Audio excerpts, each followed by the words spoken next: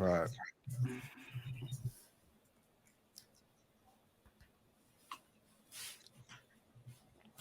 I'll start shuffling around and shit, man.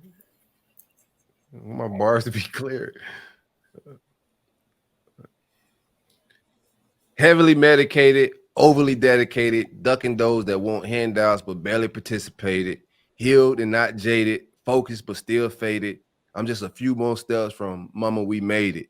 It's the Culture Uncut podcast, and I'm kicking it with the fam. Mama! Yo, it's your boy Trey Pound, the moisturizer, and I got the sploosh juice. So do me a favor. Call me so I can make it juicy for you. Call me so I can make it juicy for you.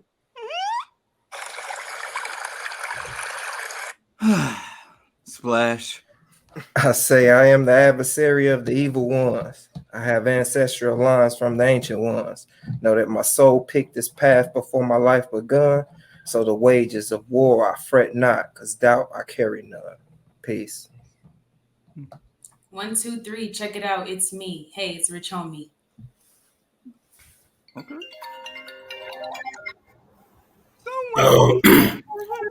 That's my baby mama. Let me hit the mute so I won't go into being somber. So I like that, man. I like that. You gotta send baby mama the voicemail on occasions like I just did, man. I just did. Yeah, man. You about to pop. You're gonna throw the energy off you as her call. Yes, sir. Yeah, welcome back. We back one more time, man. It's the Culture Uncut podcast. We back with the regular crew. We have Lawrence, the comedian Lawrence Owens. Been on the show before, but it's been a while. Lawrence, how you doing, my dude? Man, I'm sensational. How about you? How about y'all? Having fun already? Yeah, we blessed up, man. KB might be pulling up. He told us he was coming any second out. Pause, but he says that all the time. So we'll play that by ear and see if he pull up. But I love the intros from everybody. Everybody brought some good, vibes to it. We in the intro. Did anybody celebrate Cinco de Mayo, however you said? And if you did, what did you do? Oh yeah, big Mayo fan. Big Mayo fan. Mm-hmm. You buy a sombrero and shit. Like, how busy do you get with No, it? I got a couple sombreros. Like I had a sombrero on deck, ready to rock, but I didn't get a chance to go because on that same day, Cinco de Mayo day, so somebody had called my daughter's school threatening to shoot it up. So that kind of threw off my whole vibe on wanting to go out and do it. So I just kind of like decompressed and just chilled. To be real with you, like I did have plans to go to Cinco de Mayo. I had this sombrero and I got another nice big ass one. That's one holiday I don't mind, like the black people celebrating it or getting out there and doing it. I actually I heard something on social media where it was made by the black Mexicans. Oh yeah, I can see that. Yeah. Anywho, did you do anything special, Lawrence? What did you do for Cinco de Mayo? You worked? Nah, just made people laugh, man. Just blessed to do a show, and like you said, everybody was in that mindset of getting drunk. People look for any reason to get drunk. They make any excuse. You know what I'm saying? Like this left-handed day, and they just start people make any excuse to get lit. I'm talking about blind. You understand what I'm saying? Yeah. Oh my God, you can breathe. What's it been like for you, man, on the road? Well, last time we talked, it was right before the pandemic got a little crazy, and I know like show dates, all of that was thrown off a little bit. So what's it been like post-pandemic comedy touring and all that? Man, the great thing about it, the pandemic was a reset button, man. It got people to start like listening to all comedians, because before the pandemic, all the way from beginning of comedy to now, everybody will always go with who's popular. Like if they popular, we'll watch them, we'll follow them. But the pandemic, people just happy to be out the house. They're like, dog, whoever funny, we going to see him. We've been cabin fever. We want to get out and just laugh.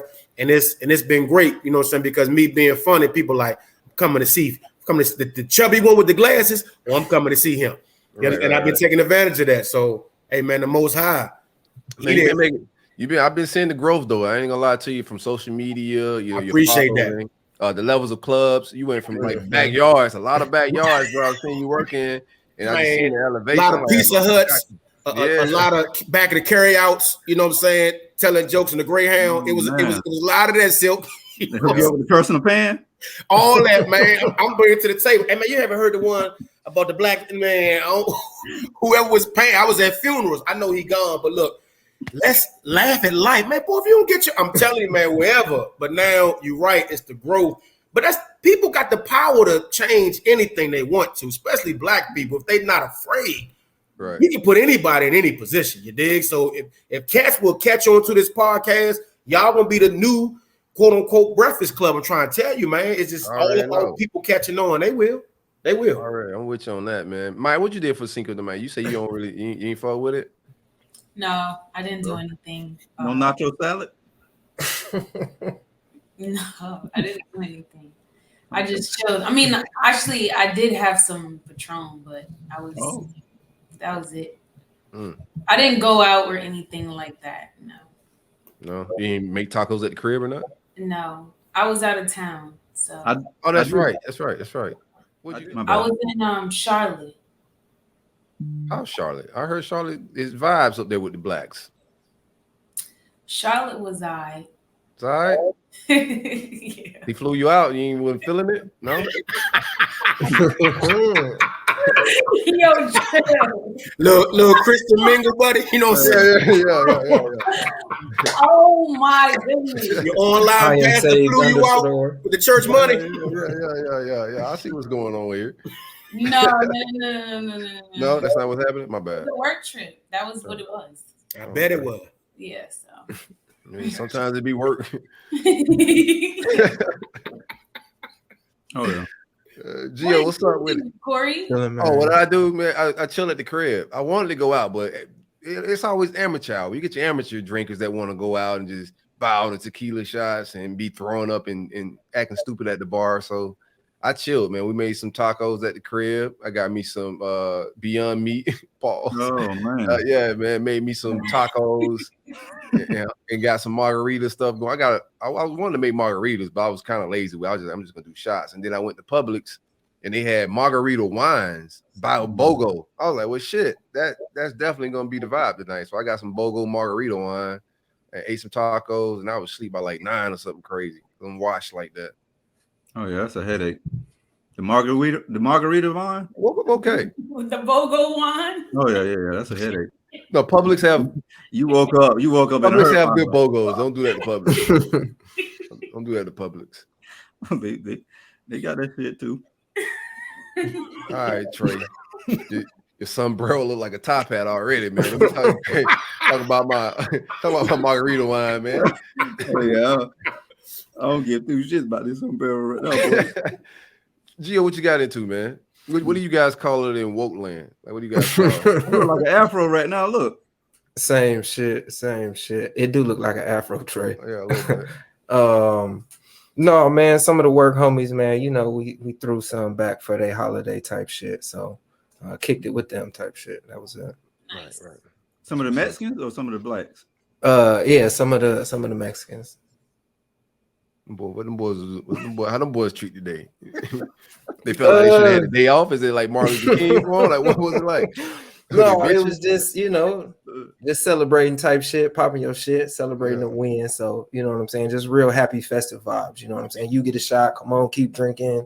Modelo's everywhere, Coronas type shit. So, hey, Silk, he giving one word answer. He must have partied with the cartel.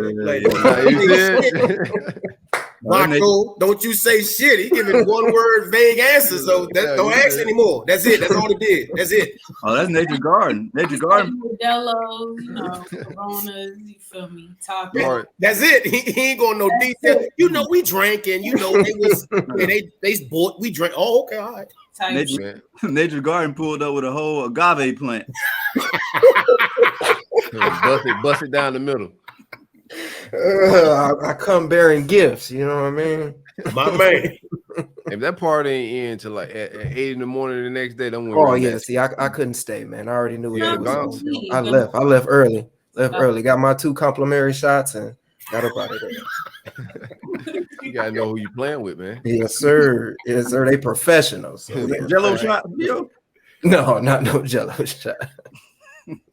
Is that what you was on, Trey? Jello shots? Oh yeah. Off for some ass. Yo. I hope y'all had the AC on. It was hot as a motherfucker up in here. Still hot. Already, man. Hey, before we get into it, first thing first, I want to talk Chris Brown and Usher.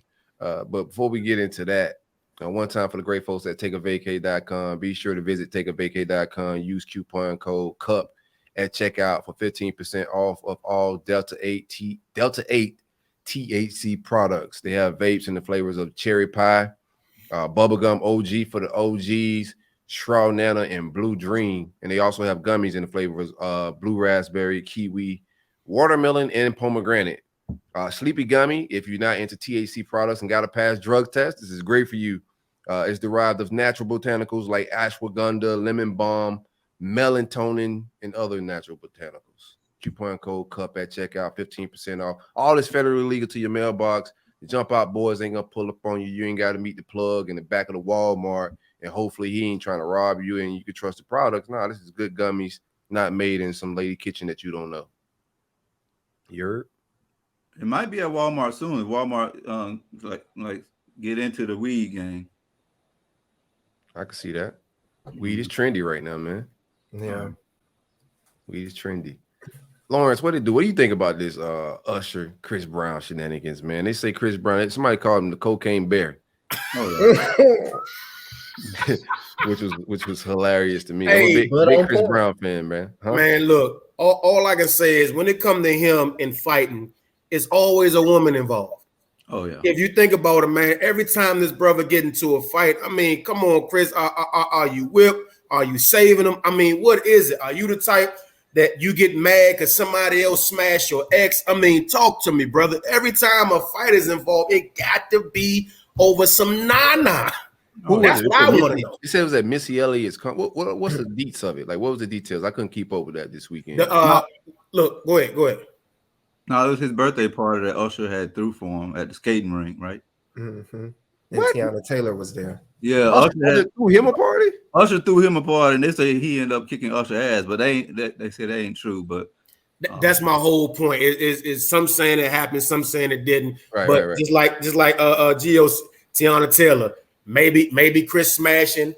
Maybe Usher was like, I used to smash. Maybe there was some Ray J, Reggie Bush. I don't know, bro. They do. No, they were saying that Chris Brown was pissed that Tiana showed up because she canceled. Tiana was the reason why he got canceled from the VMAs or whatever that punk ass show that he was trying to get on back in the day, or a couple months ago. Remember that show where they were like, all right, we're not gonna let you perform or whatever. Mm-hmm. They were trying to say Tiana. Well, he blamed Tiana Taylor for them not allow him to do that performance. Well. So what happened? He tried to step to Tiana Taylor? Like, what's going on here? No, he pissed off like, yo, Usher, why you let this motherfucker come to my party? It's supposed to be a surprise birthday party and somebody there I don't want there. I think that kind of like triggered some things. Well, did Usher know about all of this, or did Usher was just like blindly just inviting celebrities? You know, well, Usher was probably getting treated for herpes. He probably ain't know nothing about none of this. Yo. Y'all gotta let a black man pass die sometime. Why you do that? What you doing that? They going pop, pop, pop, pop. Why you did that to Usher, bro? He's in the middle of a herpes treatment. He ain't know nothing about that. What's going on? They said herpes don't heal forever. Then you just like throw the outbreak. Sebi said you can heal it. I believe you can heal it. You must got it. No, I ain't got the heebie-jeebies. I'm just fucking with you, man. I'm just giving you a hard time. He's working in the lab right now. Hey, man, but it lets you know that with people with bread, man, this how they act. If they feel like, man, I can just run up on people and throw these dick beaters because I feel like it, man. Like, we can't do that. We can't do that. We gotta think twice before we step to somebody, man, because I gotta open them all. You know what I'm saying? Like, this 7-Eleven needs me. You understand what I'm saying? So I don't know. You invite somebody I don't like, I just gotta take that one on the chin. And I'm gonna see you when you come in my line. When you order your coffee, I'm gonna knock it over. Like, I'm gonna do something petty. I can't just run Charge up. you a large for a small type shit. Exactly, man. Charging for donuts he ain't buying. Be like, man, what? I'm the manager here at the 7-Eleven. What? So I want to ask you, but we talking about fighting. I want to ask you. No, real quick before we get into that, like anything off of this, like you grown. This is all grown adults. So if you throw me a surprise party, you may have invited somebody that I don't really want. That I ain't finna fuck up the whole party and the vibes. I just tell that person, hey man, I don't think it's appropriate for you to be here. Like, we all adults. People can communicate like adults is my thing. Even if a mistake is made like that, communication can still happen, and adult things can that's on, true, man. Silk. But you ain't been getting pampered since 13, 14 either. That's you know, true. I've been around cats like that. Like their reality is not our reality. Like you wasn't walking down the street going, yo, I know you want, like you wasn't dancing backwards trying to get a girl doing your hands. Like you wasn't dancing and stalking. Yeah. and I got to admit that we got my, you wasn't. So you speaking logically to somebody who, saying has an illogical process. Yeah. Nah. I can see that. What you had, Trey? What's your take, Maya? What do you think? What do you think happened with Cocaine Bear this weekend? They think he was on a bender. They say they had him at several parties. I was like, bro, I remember I had weekends like that. I have no idea. Wake up Monday, be like, I did what? Oh yeah. I looked at the footage that the Shade Room had posted. I looked at I think you guys sent some stuff in the group chat about it as well, and I was just still confused as to what happened. I just don't know what happened, and it's just like we'll never know what happens, or what really happened. And I feel like if it did happen, if he was fighting Usher, shame on him. Why would you be trying to fight Usher just because you're upset about Tiana Taylor being there? If you're upset about Tiana Taylor being there, talk to security and be like, escort this bitch out. Why would you fight Usher over that? This is somebody that you should be looking up to. You know what I'm saying? And that's how I feel. Chris Brown. Usher's before That's Chris Brown, but Usher's before his time, and Usher is still an icon. I don't give two shit about that. Great. I'm just giving you my take. I feel like we should have some respect for him. Just the way he respects Michael Jackson, he should be respecting Usher as well. He might beat Michael Jackson ass. I don't think Chris Brown cares about neither one of them. He does. Everybody knows he idolizes Michael Jackson. Man, Mike talk greasy to Chris Brown. He get his ass whooped. Well, I promise you that. Catch you on the wrong day. We all know who won the fight, right? We nobody's quite. If it happened, I don't know if it happened, but if it did happen, we all know Chris won. I don't think it happened because there's no footage of it. But what if the fight broke out in singing, man? And he's like, "Let me talk to you, Usher." And Usher said, "I wanna do something freaky too," like that in the middle. Oh yeah, Usher gonna win then.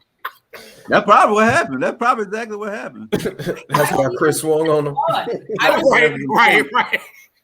They probably got in the middle of a roll bounce fight. But you know what, Maya, you make an interesting point, man. It could have been some animosity toward the individual, because I believe we all been in situations where somebody's there we don't rock with, and we go act a person who might not have known. So that's my excuse, because I'm jealous of you or envious of you, and you brought this cat here. So now that's my excuse to come at you, because of course we talking sensibly. It's not that serious, man. You can just, like you said, man, look, I don't rock with Miss Taylor, man. That's what she did. You got to bounce. It could have been that simple. Sometimes people be slick. Sometimes a rollout. Honestly, I don't know what happened, so I'm gonna always just back that up with what I'm saying, or I'm gonna just front load you guys with I don't know what happened. But if he was to fight Usher over that, or over Tiana Taylor or whatever, I just feel like that proves he's just completely unhinged.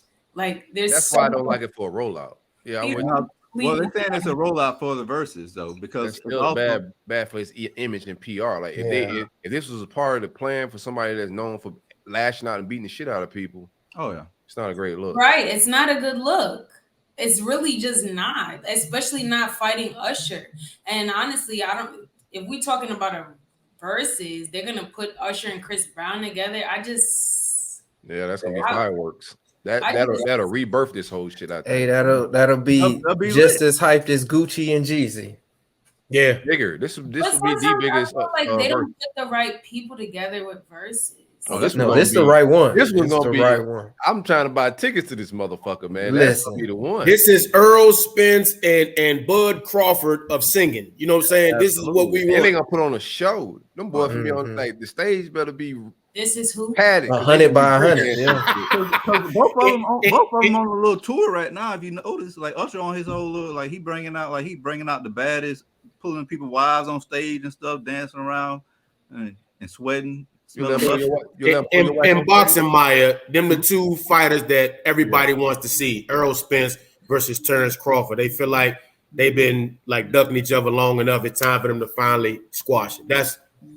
That'll be them two if they was to do a versus. Yeah, that shit gonna be crazy. I'm waiting on Diddy and Jermaine Dupri confirmed their verses. Oh, yeah. I think that's a good matchup. I don't really think that Usher and Chris Brown is a good matchup, though. Why not? What? Because I feel like Chris Brown, like, he came after Usher, right? So Usher's music was before Chris Brown, so obviously there's that. And then I also feel like Chris Brown might have way more music. I think Chris Brown has way more. You only picked 20 tracks. Say that again. I understand that, but I feel like somebody with a larger catalog is just like, it's hard because just like Chris tough to beat, bro. What I'm trying to say is, if we compare it to, and I don't want to compare this because this is not happening, but like Little Kim and Nicki Minaj, right? It's hard to say, or like somebody going up against Lauryn Hill, right? It's hard to say these people aren't talented or more talented or whatever, but they don't have as much music as somebody else that came after them and just started this, this culture of just putting out everything, dropping everything. Like Chris Brown has albums with over 30 tracks on them. Some of them shits is trash too. I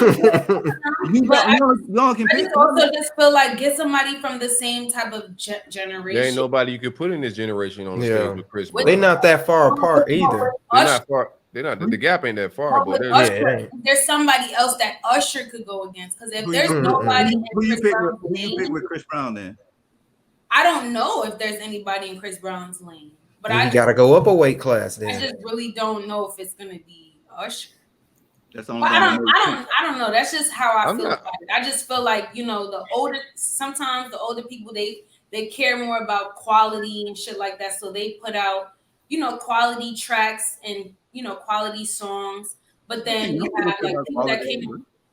Let me ask you this: Is it about a deeper catalog or the impact of the songs? Because I remember years ago, I was on a show with Keith Sweat and Tank. And that's Tank before Tank talk whatever he talk now. This is back when, you know what I'm saying, when everybody, Tank, and he just used to take his shirt off. Yeah. But Keith Sweat went up there and opened before Tank. And when I tell you, Tank couldn't follow him.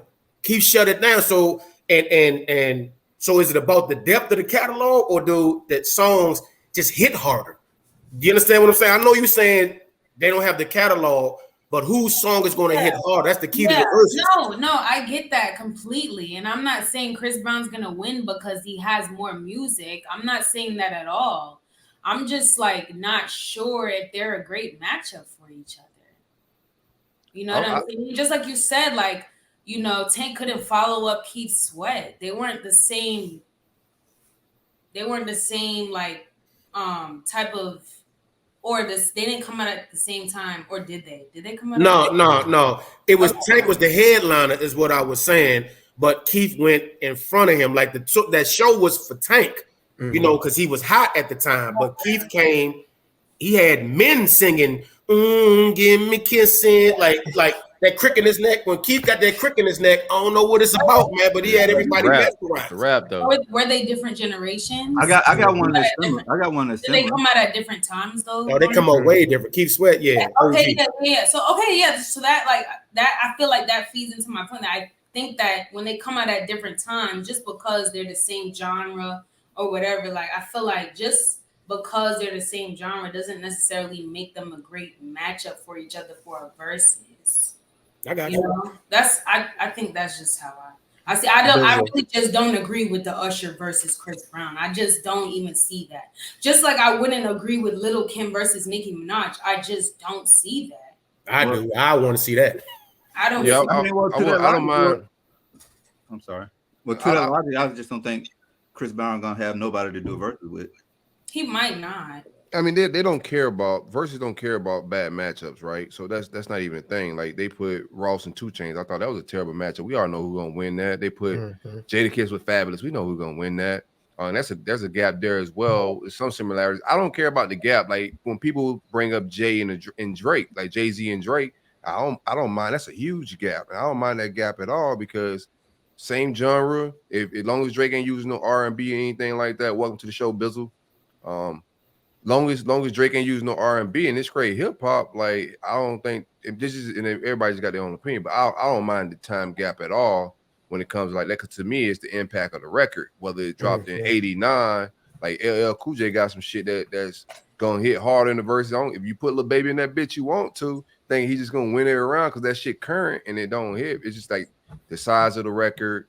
And I think both of them. When you go with 20, it's gonna be hard for them to choose that 20 and then strategy to it. It's performance. It's like having chemistry with your DJ and band because they're gonna have bands and shit. We saw that with the Locks and the Diplomats, man. That was just your lineup, your arrangement, all of that. And 20, like I like Chris Brown, like overall, like like as music, what I like to listen to. I listen to more Chris than Usher. It didn't, to be real with you, man. And I know Usher's probably more of my time, but I think Usher will win that motherfucker just because them 20 going. Them shits is strong. Yeah, he gonna pick a strong 20. Yeah. That strong 20 is strong. All generations gonna feel that motherfucker. Yeah. I was thinking like on the same spectrum of like verses and like in a hip hop sense. I think like if you were to do Lil Wayne and Drake, it would be similar to this type of matchup. Ain't nobody beating Drake. But it would be a tough matchup with Lil Wayne and Drake, though. It still would be a tough. You only got 20. Wheezy, yeah.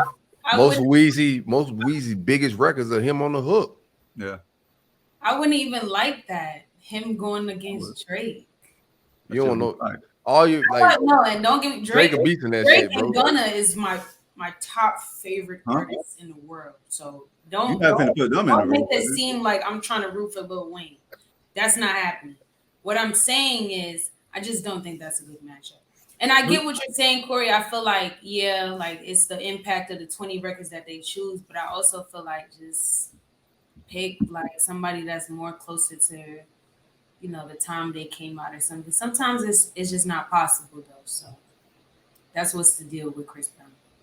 I think Janet Jackson, Beyonce. With great music, it's timeless, and I think you could be able to verse great music. It hits at any time, any time frame. You know what I'm saying? Yeah. Like you could Coachella Marvin Gaye and go against fucking Usher, and if it's DJ right, Marvin Gaye will win that motherfucker because the impact of that shit is timeless music. Like Bob, like certain artists, I think could go at any time. It would be a bad matchup just because some of these people are just super legendary. I think it's disrespectful. Like some people think it's disrespectful, like because of the age wise. And Chris Brown gonna be talking shit on that stage. So he ain't just finna be up there. Hey, Mr. Usher, glad to be up here. Nah, he finna be up there talking greasy as shit. So y'all think it would be a bad matchup with Michael Jackson and Chris Brown? Definitely. Man, Mike. Mike had to be Mike and Prince. Mike can destroy him. Mike can destroy Prince. You need Michael Jackson and Prince, man. You need Michael Jackson and Prince. To me, that's it. I still got Mike beating Prince though. I feel you, but that's Prince the only person that can really. I like Prince music too, but I just think Mike. Motherfuckers gonna be crying on the live stream. They gonna fall out. Michael Jackson. That's yeah. Now Mike got some shit to make you cry too. Don't get it twisted. That's who I'm talking about. Oh, okay, my fault. Man, Mike had the world crying. Like you see some of Michael Jackson concerts, bro. Go look that shit up. Them shits look crazy. People passing out. Yeah, I never understood that shit either too. Yeah, bro, because you ain't Michael Jackson. You're supposed to understand it. So what about Beyonce and Janet? Is that a good matchup? I got Beyonce. Janet ain't got enough word. Just like when she said Lauryn Hill don't got enough word. She only got one album. Unless you're gonna go to, the Fuji, that's 2 albums. Now she got more work than that. They just not formal albums. She got some live albums with different music and shit on it. Yeah. Yeah, but wasn't like because she went off. She only got one album that's gonna really slap. Who? Yeah, for a versus, she don't have she's just not a versus artist, but she's super talented. Right. That's what Maya was saying before you got here. Oh yeah, facts. She got one album, bro. Already. All right. Oh, we talking about the fighting. I ain't even get my shit off on that one. Oh, with Chris Brown, what's your take on it? I don't know if a fight happened. That's first of all. I don't want to be throwing propaganda. We don't know. We never saw the footage. We don't know if there was actually a fight. It's just. I wasn't talking about none of that shit. I was talking to Lawrence. You know, Chris Rock just got the shit slapped out of him by Will Smith. I was gonna ask him his take on like the comedians fight. Like if you was on stage and somebody just came up and slapped the shit out of you, like if you was up there and doing your little bit, then Will Smith came and did that. First of all, my instincts is different. Like Chris been out of reality, like out of the hood too long. The fact the way Will Smith was walking, you ever go to a place and it closes at 6 and it's like 5:53. So you be picking up your pace. Will had a 5:53 walk. So I already know you can't come at me with a 5:53 walk. He had a 5:55 walk. That's my whole point. You can't come at me. That's even worse, a 5:55. Right. At least 5:53, you'll be like, let me call you back. You can tell somebody, let me call you back. 5:55, you can't answer it.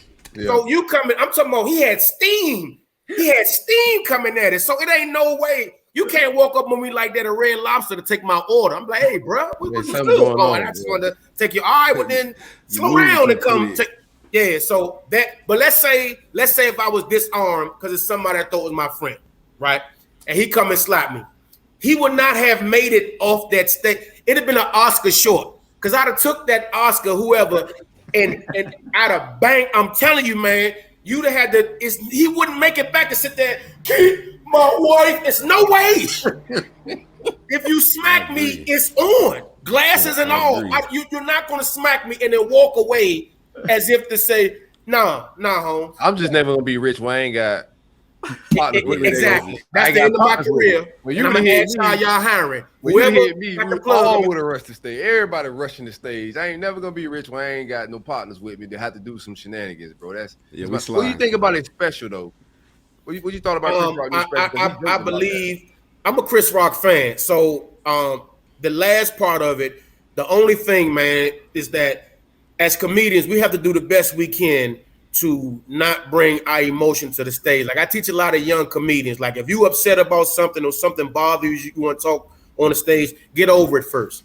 Because you never want to bring that emotion to the stage because then the people are not going to know whether to laugh or not.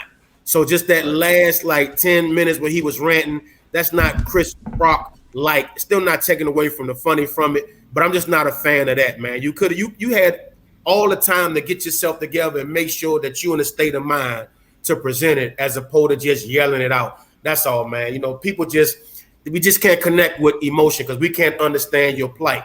You got to make it funnier than what it was. That's gold mine. Nobody likes being smacked and embarrassed, but that's a gold mine you really could have took your time and had fun with. That's my opinion on it. Right. Which? Oh yeah, that boy said. What was the last thing he said? My mama told me not to fight in front of white people. Yeah, all of that. You understand what I'm saying? But he could have went as opposed to the rant, and you saw the veins in his neck. Right. When you see veins in people's neck, they pissed. I don't care who you are. If somebody explaining something, you like, hey man, I told you, you mad. Yeah, he's still healing. Yeah, exactly. But you got enough money to take your time, bro, to heal. So we can find the full funny out of it. Like me talking about my baby mama, and y'all come see me perform, it's gonna be funny. But if you see a vein in my neck, you be like, oh, that nigga still mad. She called the show before he got started. You know what I'm saying? Man, you are. That's what people are like. Who hurt you? Her, God damn it! It's my vein in my. But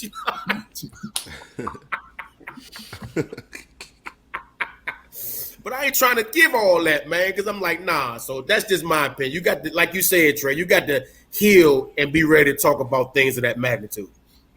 Yeah, he looked high as shit too on that whole show. Boy, he looked like he looked like baby. He like the comedian Cocaine Bear. Yeah, I ain't mad at the high vibe. Nah, if it's Cocaine Bear vibes, I'm a little concerned with him. Yeah, that's a wild movie, by the way, dog. I gotten past the intro of it. But let me say this: it don't go just to Chris Rock level. I done had cats walk up on me on stage before, man. It's man. It's a trick, men and women. And let me tell you something, man. I ain't no woman beater, but if you come up on that stage, I don't see gender. So if you want to identify as an ass whoop, then because I don't want to hear he hits women. Nah, man, you walking up in my purse, I don't know what you gonna do. What you say about these ladies, man? Man, let me tell you something. You know my style of comedy. I'm a truth teller. I give the perspective of men. That's what I do. It's not in a chauvinistic way. It's to educate women. So clearly I said something. She ain't like it. She can't walk into the stage. I told security, hey, get her. This ain't no act. I'm telling you like this. You saw the vein in my neck. Hey, get her. I ain't being funny. They like, oh, no, she good. I'm telling you, she ain't good. I'm going to crown her. You knight somebody in Britain. I'm going to knight her right down her forehead with this microphone, man. She had the 553? No, that's the thing. She didn't. So it's always a sucker for love, dude, because they looking at her ass because she was fine. So that's why they all laughing. I'm like, dog, she's coming towards me. Get her. So she make her way up to the stage, and she took her shoe off, and she was so lit when she threw it, she missed. But she was like 2 feet in front of me. You know, I'm like, dog, and everybody like, I think she mad. What gave it away, bro? Please tell me what gave it away. But then the second one she threw, that joint hit me, and I wasn't wearing glasses then. That joint hit me right in the forehead and cracked my little shit. So then when I went to grab her, now everybody, that's a woman. Oh, but me split down the middle of my forehead, now she's a woman. You understand? But y'all walked her all the way from the back to throw 2 stilettos at me and one stuck in the middle of my eyebrows. Okay, all right, I see what's going on. Hey, Lawrence, let's talk about the other side. Like, what are you? Like I said, everything you elevating and whatnot. So what's your groupie life look like? Oh man, it's ridiculous. So sorry, Maya. If you was interested in me, you about to be mad at me now. Let me tell you something, man. Look, man. Silk, let me tell you something, man. Women love intellectual comedy. Women love to be mentally stimulated. You dig what I'm saying? If you know what you're talking about and confident in what you're talking about, they're gonna rock with you. But what they're gonna do is they're gonna act like they don't agree with you. But that's how they try to get you to the side. Boy, what you saying ain't funny, but at the end of the night, you the first one in, all up in my glasses. You all up. So that stuff you were saying, I peeped that game. You know what I'm saying? So the groupies are there, and I'm going to try to oblige all of them. You understand what I'm saying? It's to the point now, I don't even got to pay like I used to. Like they just want to treat like you used to. Remember the first time he came on? You don't trick no more? First time he came on, he said he had the trick. He was tricking for it. Now I used to. I don't got trick no more. I got a whole harem of Lawrence Owens group, and they understand what needs to be done. And I'm at the bottom of the totem pole. A comedian discount, huh? Hey, man, what? Oh my God, what you about to do? The same thing you about to do. Come on here, girl. It ain't a whole bunch of yip. Yeah, ain't no need to plan. I'm a grandfather now. I don't got time to play. Damn, you know what I'm saying? And the promoter ain't give me my money yet. So we can go right in this bathroom or in this minivan that's parked behind, you know what I'm saying, the club or whatever. And what we gonna do? You gotta take it back to the hotel, Lawrence. You can't be. You know what I'm saying? Yeah, but I got somebody else already in there. I hope you took the car seats at least. I hope. Hope you took the damn car seats. Let's go to the minivan. Huh? Let's go to the minivan. Oh yeah. Okay, Maya, then let us use your car. Where you want me to go then? If I can't go to the minivan, they driving. What you want me to do, Maya? Oh my goodness. People are nosy. I smash you outside. I'm not shy, but you might be like, they're looking. We outside. They're going to look. People gonna do this kind of look too. They're gonna put their hand, be like, I ain't looking, but that one eye be like that. You are looking. Hey, Lauren, you at least let the seats down though, right?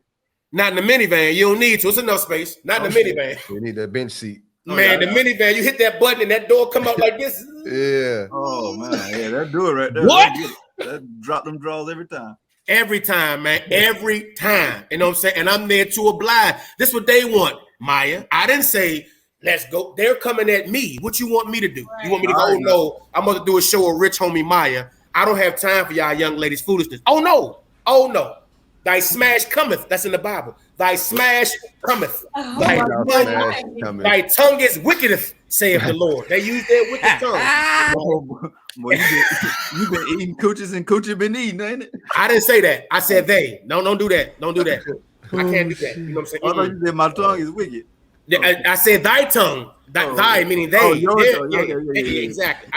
I don't have to do that. Now, if I'm in a relationship, that's different. Because when I was younger and I ain't eating no pussy, They cheated on me. I didn't know that was important because I was young. That was a part of the deal. Yeah. Man, Gio, if you don't eat no pussy, her work husband gonna do it. Oh, Gio eating on Harry. Her work husband will do it. Yeah. He gonna do it. He gonna do it anyway. Man, they gonna go to Chipotle and he gonna be like, you good? Come on. I'm telling you, man.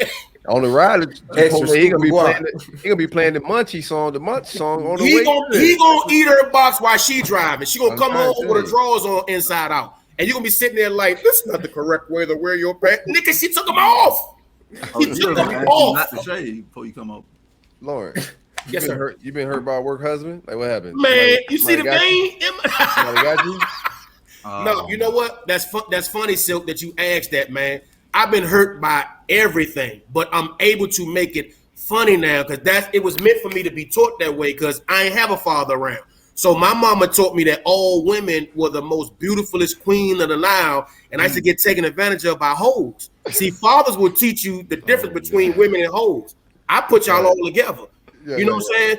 In my mind, I'm like, man, she sucked my dick today. She must like me. If she sucked my dick today, I believe I'm in love. No, nigga. It's a lot of child neglect out there. A lot of niggas that got daddies ain't teaching them that shit. You said that your dad would have taught you the difference between a woman and a hoe. What's the difference between men teach their sons? Yeah, what's the difference between a woman and a hoe? Yeah, have you been listening to me, Maya? Everybody I've been explaining to you has been hoes. I'm telling you what it is. Okay. The bitches that trying to go fucking a woman. No, we got time. A woman would do the best she can to get to know the man and hold herself accountable for what she does. That's a woman. A hoe is in it to get whatever it is she got to get, regardless of your feelings, man. And the problem with a lot of men is they haven't dealt with hoes. If you dealt with hoes, then you can identify women. You a real woman, Mike, because I dealt with too many hoes. So I already know, you understand what I'm saying? It'll be a difference. No, real talk. I can tell by your vernacular, you make dudes work. I mean, unless he get lucky because you Cinco De Mayo. But other than that, you got an image to uphold. You come with your little fake list. I don't believe that. Oh my God. I get it. But I'm telling you, because I'm funny, when I get off that stage, they be ready because I meant they're sapiosexual. I mentally stimulated them and their boxes on and I got the buzzer hitter. Bow, bow, bow. I got the buzzer hitter, Maya. Perfect confession for somebody that's just trying to dow smash the hose type situation you were talking about. But let's get back. Real quick question. So you said your mom taught you that they all were queens, and you took that verbatim. Right. So like, what made you so jaded? Like, what happened when you was loving? Because I was the nice dude that kept getting fucked over and didn't understand why. Oh yeah. It's like, why y'all treating me like this? And I had to learn. Oh, that's just life, brother. Them the cards you was dealt, and you need to play them. Ain't nobody care. Ain't nobody coming to rescue you. And I'm like, why? I couldn't, because I was young. I couldn't fathom why you doing me wrong when I done bought Pampers and I done bought dog, because you're a sucker. You're a simp. So I'm going to wring the rag dry with you. And it's not a whole job to teach you, you know what I'm saying, that you getting got. No, you just going to have to get your heart destroyed to realize, wait a minute, man. So you never meant to be with me? You know what I'm saying? Yeah, nigga. Ding, yeah, that's a thing. Oh, yeah. There's one juicy box to do it. What was the last welcome to the party, Lawrence. Down this road? Yeah. So me saying it now, I don't want your listeners to think I'm upset. This is my passion because I'm excited and having fun with it. No, I'm healed. I'm okay about it. But I educate people even on stage to let you know, bruh, you're going to get got dealing with women. It's just that simple, man. The easiest thing they can give you is pussy, because that's the silence. It's like when white people cut the check to black people. All of a sudden, he don't want to be a protester no more. Reparation. He don't want to be an activist no more. The freedom of speech is paid silence. So if you want to shut me up, they'll give me some pussy, give me some head, and keep me lost. Not realize these bitches stealing from me, going through my pockets. I'm telling you, man, I got by the best. You got some pussy traumatic syndrome, PTSD. Yeah, you do. I like that, Trey. You came to podcast today, brother. Shirt, glasses, everything, man. How long were you on the shirt? But you know what the problem is, Silk? And real talk, the problem is that when I say it, brothers are, and it's sad, brothers are quick to want to clown me, not saying y'all, as opposed to, brother, you've been through this. You need to face it and get over it and have fun about it, because we all done got. We didn't all. It's no way any dude has dealt with a woman and not gotten got.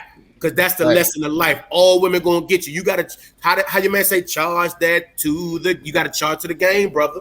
Because it's gonna happen. I don't care who you are. What's your healing process like, brother? My healing, comedy. That's the blessing. No. When I finally realized how funny I was, I said, wait a minute, I can really educate people with this. So I said, look, let me just stop trying to be funny with it, because then it came across like I was like hurt, and let me educate. Once I started to educate, then I found the funny in it. You understand what I'm saying? So I didn't look at it trying to be right, because at first I was trying to be, you women, I don't do that anymore. I don't try to be right or wrong. I try to educate and tell the story, and people can relate. That's why it's so funny. I don't do the right and wrong anymore. The right and wrong is who I build with, whoever I build with. Maya, the right and wrong is what we build. Don't you go by no fictional, you got to do this in 30 days. No, nigga, what works for our address is the right and wrong.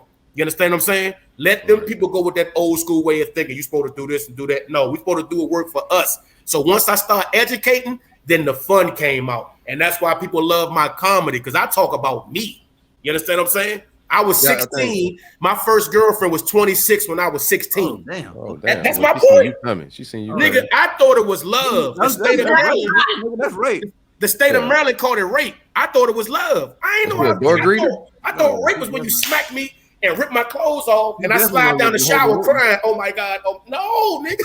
No. She was a predator. If I had a man around, he would have taught me, nah, man, just get the pussy and bounce. But I thought I was in love with her. She had a daughter 10 already. I'm 16, a daughter 10, and I'm talking about what she going for school and that. Boy, if you don't sit your young ass down and let her raise this. You trying to be a 16-year-old stepdad? That's what I thought I had to be. That boy responsible as shit. Man, what? They say you coming down, boy. They come down the street with ain't no way. Rob me on my forehead or some shit. That nigga already had a 401k at 16. And they never talk about this part. Like, of course, we always talk about men with younger women, but they never talk about how it affects us. Now, I'm supposed to be a future leader and the king and all this, but my mind was twisted because she was giving me game I wasn't mature enough for. So my mother put me out because I started challenging my mother listening to her. You understand what I'm saying? Because on your taxes, on her taxes. She's smart. She flipped that now. I'll get you the Xbox, baby. Yeah, beef with moms to get him out the crib. Now you claiming his ass. Man, she put my ass out. She like, okay, you think you grown? Go ahead out there. And it's like, man, I'm telling you, man, because nigga, I played sports. My little career was over. Because all I want is my dick sucked. I ain't want to play no more. I'm looking in the stands for her. Like we talking like I want to get somewhat serious because we talking real shit. And I like how aware the whole situation is. Like, and I think that's how I know when people are like really healing or healed, because the awareness of like you being articulated, right? Like and seeing how everybody was in the situation in hindsight. But manipulation is a motherfucker, and people move like that, man. And that's a real sick way to move, and people prey on you. So that's any young brothers, any young sisters, anybody listening to this, like people's motives, and you just gotta watch the actions and not what they say, because people could speak some game, man. There's some people out here, like you can read some of these old pimp books, and you'll see like people learn some real conniving games. And they could play shit with you and have you twisted, how you trying to challenge your moms, and then now you getting claimed on this other 26-year-old woman taxes and shit. You don't know how that happened. Taking care of 10-year-old, and you 16. Like, what the fuck? All for Nintendo 64. You getting off the bus and go pick ain't want to play sports no more. I ain't had that competitive spirit, nothing, man. It was just because that was the healing. Every time I would get suspicious of something, like, who these dudes keep coming over? Oh, that's everybody can't be your uncle. When I started getting it together, she'd suck my dick, and I was like, I wasn't getting my dick sucked at 16 like that. So I was like, yeah, that's your uncle. Yes. Lost. Yeah, no game. Getting the same treatment too. Right. Right. Oh, she was slick like with it. Lil Boosie. I had to go through it, right? So I'm in high school. I'm telling 16-year-olds who used to like me in my high school. And I'm like, man, you don't got your own place. They're like, nigga, you don't got your own place. Like my whole mindset was just thrown off, and it just took me along. And then when I went into the army after that, I'm bringing that mindset. I'm sad because I can't be with her. Now I'm every woman I'd be like, hey Maya, I was that dude. And they be like, oh my God, I'm gonna break this young motherfucker. It's okay. I think you're beautiful. You do. Oh, my daughter fell down and here's my money. I was getting got. You had that old nigga game because you got put on by a 26-year-old. So you was 16, you going into the service and you walking in with doggone Tootsie Rolls in your pockets and shit. it wasn't sugar daddy. It's sugar daddy now because I'm financially stable. It wasn't sugar daddy back then. It was straight. So wait, simping. hold on. You are a sugar daddy because I know the groupies that come at you, you're just fucking them and letting them go. But like, I thought you about to ask for a job. Oh, please, Corey. Oh, please, Corey. I'm fucking off, man. My bad. Go ahead. Hard in the day, boy. No, I can be a sugar daddy because I'm financially stable enough. That's what it's about. That's what I'm saying. But the difference with me, if I'm a sugar daddy, I'm gonna give the young girl game because my patience for young girls is just thin because of what I've been through. You take this game and you go out and use it to be a productive member of society. See, these sugar daddies want to keep the woman captive. I don't. I want you to free, little bird. I got what I got. You got what you got. I want to send you free and let you get a nigga your age so y'all can build with, so you can stop playing the victim. Because that's the problem with women, man. They have this victim mentality. Not all. I'm talking about the ones who have that mentality, Maya. And that's the thing that men have an issue with, is women not wanting to hold themselves accountable. My grandma used to say that, man, women love being held until it's time to be accountable. And that's the biggest issue men have with women. Just hold yourself accountable. And you'd be surprised how much stuff that your man would be like, all right, it's cool. You'd be surprised how much we'll let go and keep pushing if you are sincere in your accountability. But if you keep flipping it, if you keep playing a defense role, then you always going to butt heads. And that's what these stupid ass podcasts do, playing us against each other. And I don't want to play against women. I love black women, but I need y'all to understand that y'all in a situation that you can play the victim, because it can be another lost nigga like me to come and swoop you up out of that. We can't do that. Me, Gio, Trey, KB, and Silk, we can't play the victim. We can't be sucker. We just can't. Ain't no woman going to come and take care of us, man. And society's going to look down on us even more. Gio had a whole 75-year-old lady taking care of him. What are you talking about? Last show, Gio talking about her ass down. Taking her ass through there. Took her teeth out and everything. They say he hit her raw and caught Alzheimer's. That's funny. That's funny. Oh, maybe he smashed so good. Maybe smashed so good she got the Ali, and now she in there like this, like where Trey at? You know, bobblehead.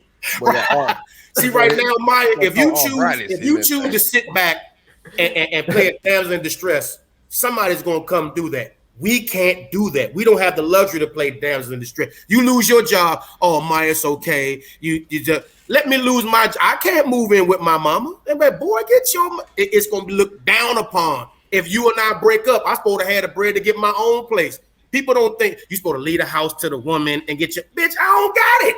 But we can't do that as men. We got to find a way. You understand? Society put different stipulations on us that women can't fathom. This is why y'all are so emotional and make sense. All you got to do is, we can't afford to be all you got to do is, and I think we just can't. I don't know, Lawrence. Nowadays, a lot of these niggas emotional too. That's true. That's true. That's true. That's true. We dinosaurs, bro. Oh yeah.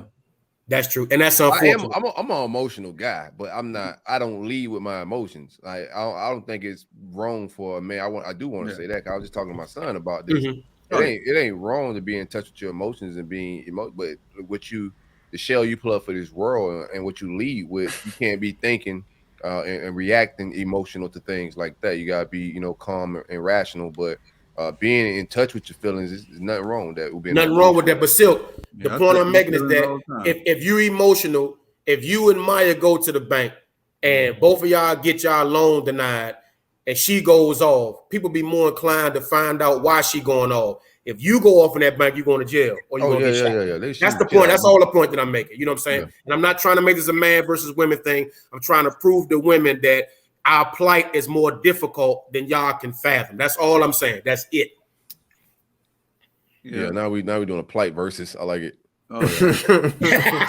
No, because your women listeners gonna jump in my shit. They're gonna get mad at Mike. Why you gonna check his chubby ass, fat glasses wearing that? And I'm like, dog, I ain't here for all that. I'm just telling you what men go through. That's it. Yeah, I think we all go through our fair share of shit. And I like what bro was saying as far as just channeling in and knowing what your emotions are and don't lead with that shit and just like balance. But he said he taught his son, Trey. I didn't have that. That's the point I'm making. I'm glad that I lived long enough not to get killed to be able to educate. That's real. He's telling so his son would know how to move in society. I didn't know how to move in society. When something happened, hey man, what the fuck? Oh, nigga, kill that nigga. Everybody like, kill that nigga. Him, he gotta go. That's what I'm saying. I think that's a continual like learning thing though. Like even though if you can be taught that as a child, just like your emotions are just gonna change as you grow into like adulthood as well, and you just still gotta like. But he has a structure. He already has an infrastructure and foundation. I never had that. There's a lot of men like me that didn't have that. And the fellas who listening, that's okay. Go to therapy. Don't trust people to help you with this situation because people got their own shit going on. Please go to therapy if you know you didn't have a silk in your life to be it. Like now, me, God bless me with sons. I got all sons, and they love me to pieces because not saying it's about love, but they're appreciative because I'm giving them what I didn't have, and now they productive members of society. This shit's priceless, man. I tell my son every day, I say, bro, you trust me. This shit I'm giving you, dog, like it's priceless, man. Appreciate this shit. I know you get tired of me talking, but just on some shit like that, man, like, you know, like we had a fucking heavy week, you know, heavy like couple days, man, like just dealing with family shit, you know. I mentor a lot of my younger cousins, bro, on some like, not on no little shit, but teaching them shit just like this, like life, how you need to move, like as a black man, bro, it ain't the same. Like I had a conversation with one of my cousins that just got into a whole lot of nonsense, bro. But I remember when he graduated, I had a conversation at his graduation party in front of everybody. You know, his dad, who's my older cousin, that damn near, you know, that was our protector. He's been in prison for like 16 years. You know,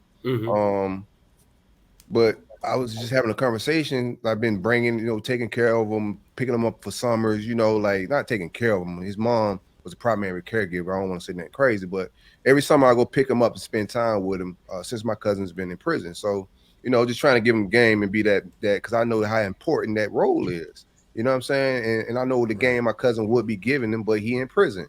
So you try to fill in, but man, like it's tough when you see that shit don't register, bro. You just like, damn, dog, like all the shit, you know, like sometimes you start questioning yourself, like, dog, did I give him enough game? Like, bro, I stressed like the shit don't move like that. What can happen? No, what's the because a lot of times still we want to do it for them, and that's the toughest thing, to be able to sit back and let them learn. And if they fall, we gotta let them fall. That's the thing. We want to do it for them, but that's still your way. If you do it for your son, I had to learn that when I was doing it for my sons. That's still my way of doing it. They got to learn. You understand what I'm saying? Just be grateful you're in a position to teach him. You understand? Because if I wasn't funny, I'd be dead by now. So I know I'm supposed to be here. All how overly emotional I was. If I wasn't funny to get out them situations, me selling drugs, me dealing with other people's wives, you know what I'm saying? If I wasn't funny, I promise you, man, I wouldn't be here. Yeah, for sure. But I was lucky. Now, what about the brothers who ain't lucky but didn't have a father who approached every situation? Niggas ain't trying to hear all that, bro. Do you got my re-up money or not? Niggas ain't trying to hear all that, man. You're right. Right. Nigga, I fronted you this motherfucker. Do you got my bread or not? Now we can, it's only 300. You don't know what that 300 meant to that dude who fronted you that? Big Worm shot the whole hood for 250. That's it. Right. Exactly. Shout out to Big Worm, man. Oh yeah. Big shout out. You know, that's just crazy because I was just having a conversation with my friend about this today, and it's not related to, you know, giving your child advice about being emotional and stuff, but it is related to giving your child advice. And basically, like, my friend is going through some financial situations where it's just like she's asking me questions, she's asking her older brother questions. You know, I'm reaching out to people, asking them questions about how to figure out this financial shit. And then and my friend, she's Spanish, but I just started like ranting, like, this shit is just crazy. Like, it's fucked up that we can't ask our parents how to deal with this type of shit.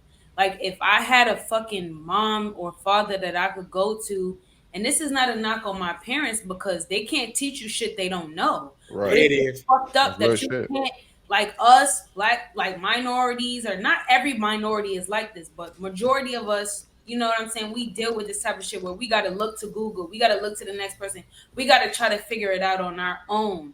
But it's like if we was white, bro, like, dad, Yeah, you gotta I support got 3 credit cards. They're all up to Yeah. 20,000. What should I do? It's like, okay, here's what you're gonna do. You're gonna pay X credit card off this amount. You're gonna pay this one off. You're gonna take your savings and put it here. You're gonna do this with this, and your credit score will be like this, and you'll be done paying it off by this. You know what I'm saying? It's just fucked up how we don't get that type of advice from our parents. Like, I know for sure I don't get that type of advice from my parents. Like, I didn't get no type of, I can't get no type of financial advice when it comes to dealing with my house from my parents. You gotta build that culture. You know what I'm saying? Like real shit. That's the culture you gotta build. And that, like even when I recommend like communication books, most of that shit be about life communications, man. Like my parents didn't have that neither. And they learning that shit with us right now. But like the information, I'm very transparent with my children. You know, like I let them know everything that's going on. That's why they a little bit financial. We keep secrets. Like everything is a secret. We gotta hide and like. And when you get older, you start realizing certain shit when you get some common sense. Like, okay, this is what it is. But there's not a lot of transparency with how our parents moved, and a lot of honesty with, this is the decisions I made. This is what I don't know. This is what I don't have. And then things are just different when everybody just have that open communication. But it's just a different era, and you got to learn those tools. And when you have children, apply them tools. That way, everybody's learn how to communicate with each other. Like he said, therapy helps with that as well. Just learning how to communicate and talk with each other, because that's one of the biggest things. I don't think nobody is holding us back, man. Regardless, this system against us, but man, we some powerful people. The only thing we don't know how to do is communicate with each other properly. That's why we killing each other. That's why our marriages is not staying together. That's why you got so much toxic, because we don't know how to communicate with each other. And they knew when they let us off them chains that our minds was gonna be fucked up for a while. So all this was on purpose. So on purpose, we all should be purposely trying to clear our fucking shit up. Like all us got bullshit, man. Right. I just want to get to a point where, like, by the time I do have kids, you know what I'm saying? This is how I looked at it. When me and her was talking about this whole situation, I'm like, damn, bro, like, by the time I have kids, if they're ever in a situation like this, they could call me and be like, Mom, how can I figure this out? Right. Mom, what should I do? And I can give them the best possible advice when it comes to financial literacy. You know what I'm saying? You got to also like experience that shit. Keep this in mind too, right? Like this is just some game, because you don't even have kids yet, but this is some game. You got to also build up the rapport for your kid to even approach you on some honesty about their financial shit. So that's like, you got to have the relationship, and that takes like a lot of compromise and work. You know what I'm saying? This is just some game. Yeah, I think we've all been young people too that don't want to take certain shit to our parents that we probably should. You know, right? And let me tell you what worked with me, Maya. If you be honest when you decide to have children, once I started being, like he said that word, transparent, and let them know my failures, it just instilled confidence in them, because my mom was the type to make it seem like she was Jesus Christ's daughter. Yeah. So every time I did something wrong, she brought the whole kitchen sink down. And once I learned how you move, I'm like, you a hypocrite, man. You did the same shit. What you understand? So once I started keeping it a bean, like, nah, I did that. And this is what I did to get. I'm telling you, your kids gonna look at you so much different. Like, okay, daddy human, mommy human.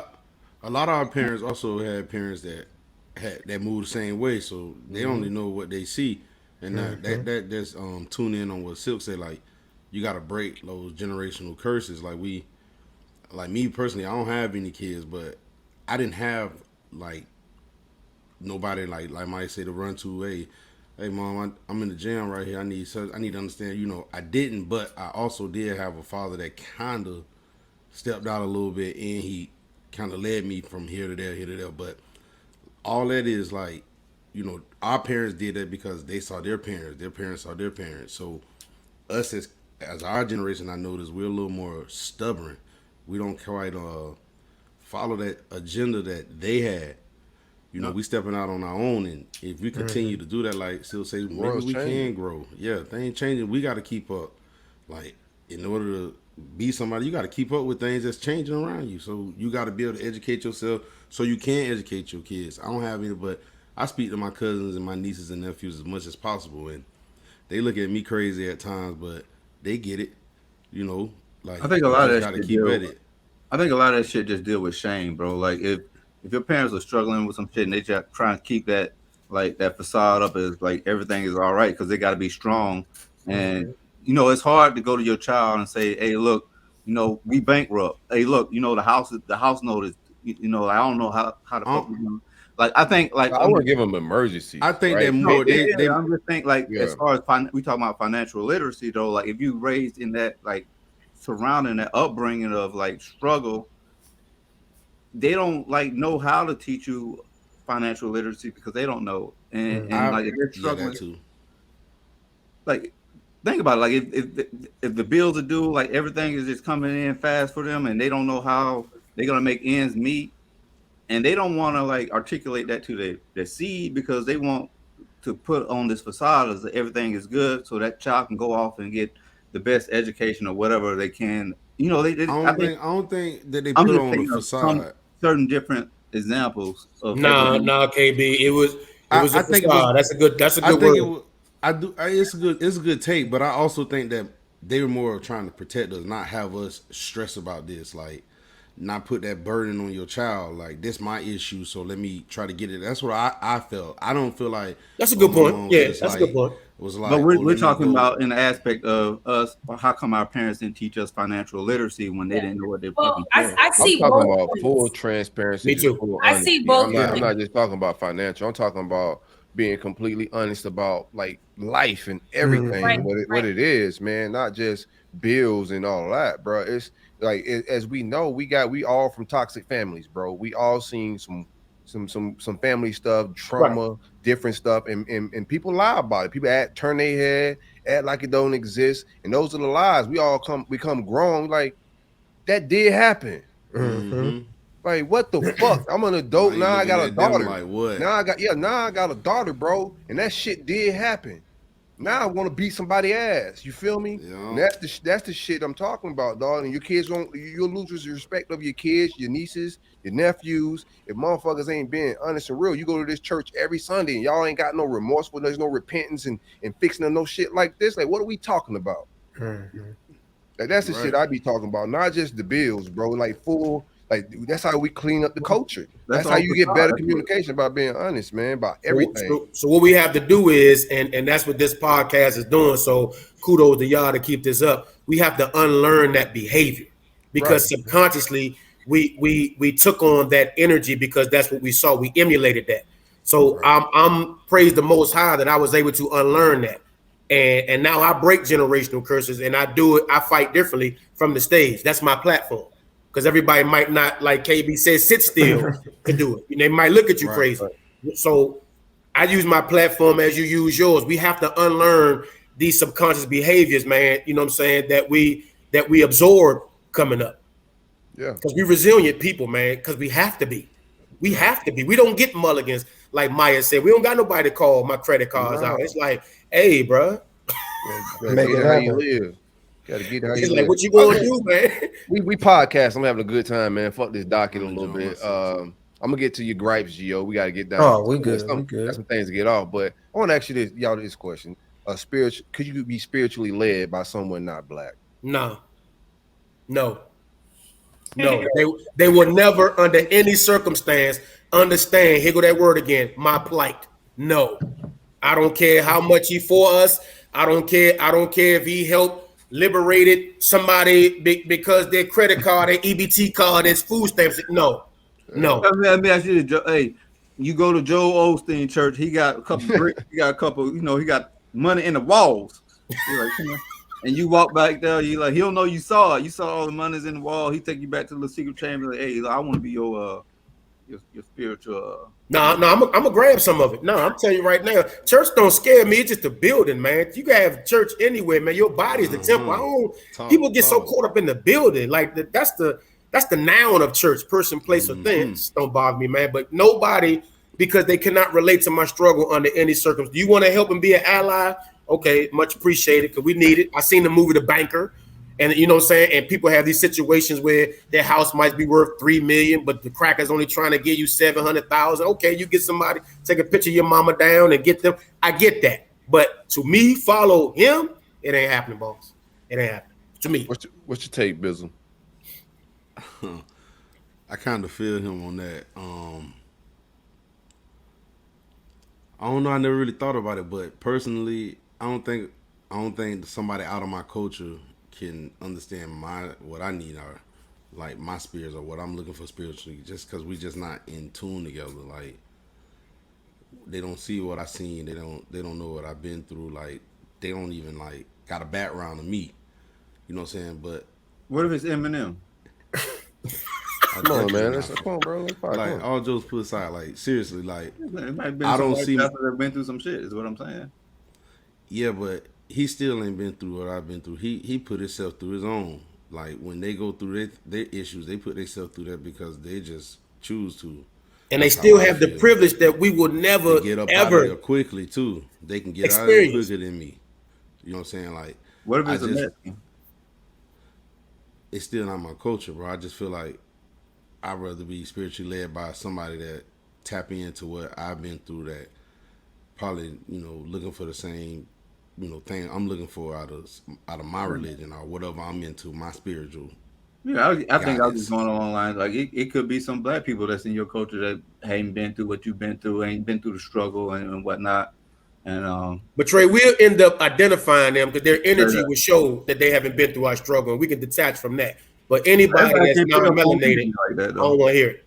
Yeah, we just like, I'm just getting that. I mean, that if you got your preference and your preference is already just black people, then I just gotta cipher between the black people, like the good ones, the bad ones, and different what match my vibe of how I want to, you know what I'm saying? It's just I done been to different, cultures, churches, and like it's just not the same to me personally. Maybe that's just because I was raised in this type of church, you know what I'm saying? But like some of the things they say or like some of the things I was taught in church or spiritually wise wasn't the same. Like it just was a little different. Like me, going to a Catholic church, coming from a Pentecostal church, it was a different outlook. So maybe I don't tap in with them, or maybe I'm not supposed to be there spiritually. You know what I'm saying? That's not where I'm supposed to be. So I don't put myself back in those situations. My grandparents go to a white church, so I've been in their church a few times. It's just not my cup of tea, bro. It's just not me. You know what I'm saying? Like I'm not knocking anybody that do it. Whatever fits you is what fits you. What makes you happy is you. So that's fine with me. But at the end of the day, I just don't see it right now. Me personally. It's just so much like just historically. We've just been misled by like this whole slavery thing was crunk up on Christianity. It's just a lot of levels of like relatability, like I'm not gonna get into the theatrics. I don't even really like going to church like that. I'm a spiritual man, but I ain't with all the song and dance. I need some word, some truth, and you gotta get me through this thing called life. You my pastor. You're leading me through life, and you're gonna be able to relate to me. And I just can't. It's a lot of things that just throw me off, man. And I've been there before as a kid that went to a church with a white pastor. You know what I'm saying? I had a white pastor as a kid. You know what I'm saying? And it I didn't like it then. Just keep it all the way 100 with you. It was just certain things that I didn't think he got. You know what I'm saying? Like you telling me as I'm 15, 16, I was cool with this dude. It was not like it was, at the time, like he a young pastor, and that's a youth thing, that connection. You know what I'm saying? It was a youth connection, but what the spiritual leading that I needed at that age needed to come from a black man. You know what I'm saying? Like I needed some guidance on how I'm gonna step out into this world, because we're not fighting flesh and bones. So I needed the direction from a man that knows the spirits I'm gonna be facing as a black man, because we facing different devils.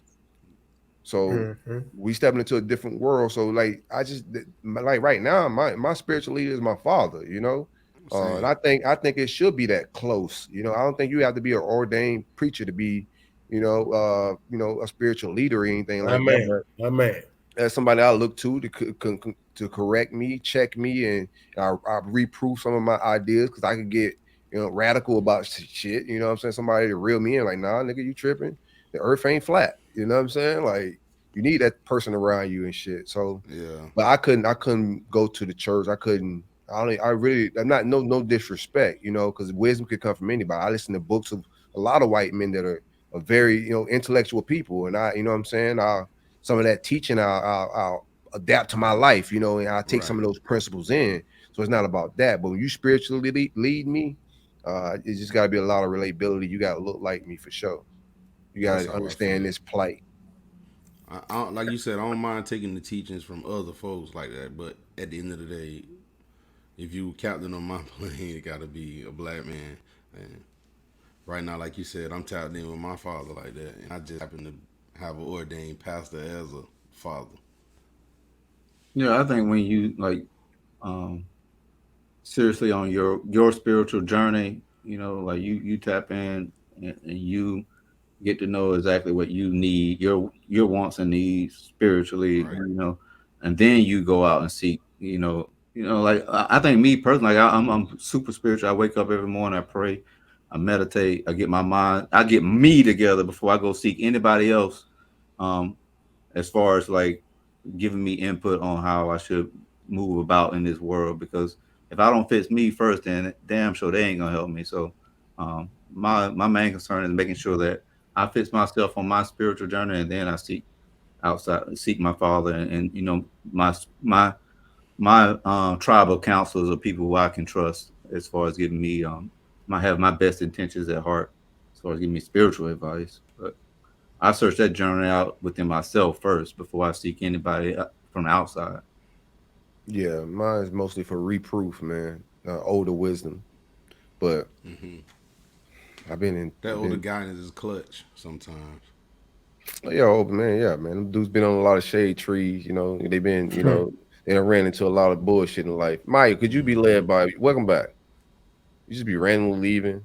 Just a diva around here, ain't you? Like, just fucking just cut the whole screen out. Don't say shit. Like, yeah, stick yourself, Tony. They'll be here like yourself again. That's golden. Could you have a white pastor?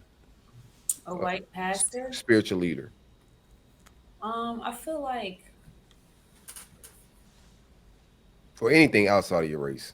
I want to single out the whites.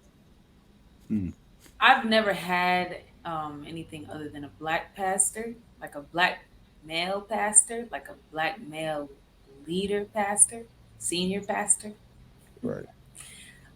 So I don't really know. I don't want to sit here and say to myself that I would never deal with a white pastor, but my mom has definitely played some Joel Osteen in the house, and I never. It just slap a little bit sometimes. I ain't gonna lie. Yeah, I never.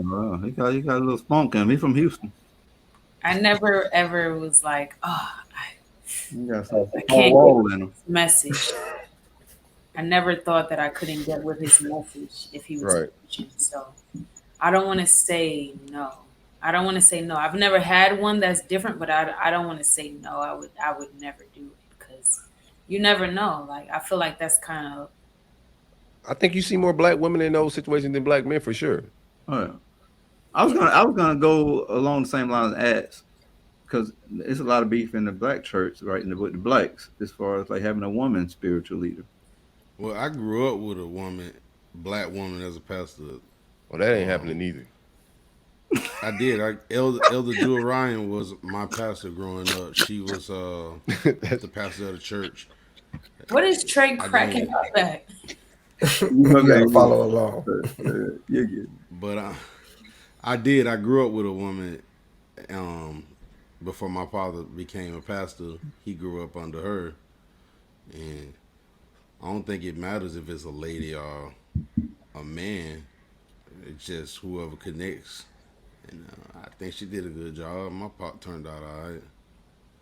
Yeah, I definitely agree with that. As long as you can connect with the person, and I know, like we like to say, like, oh, these white people can't understand our plight, da da da da da. But like like whatever the message is related to whatever Bible verse they're talking about or whatever they're saying, like if it makes sense, it makes sense. I'm not gonna sit here and just rule them out completely as leading me spiritually.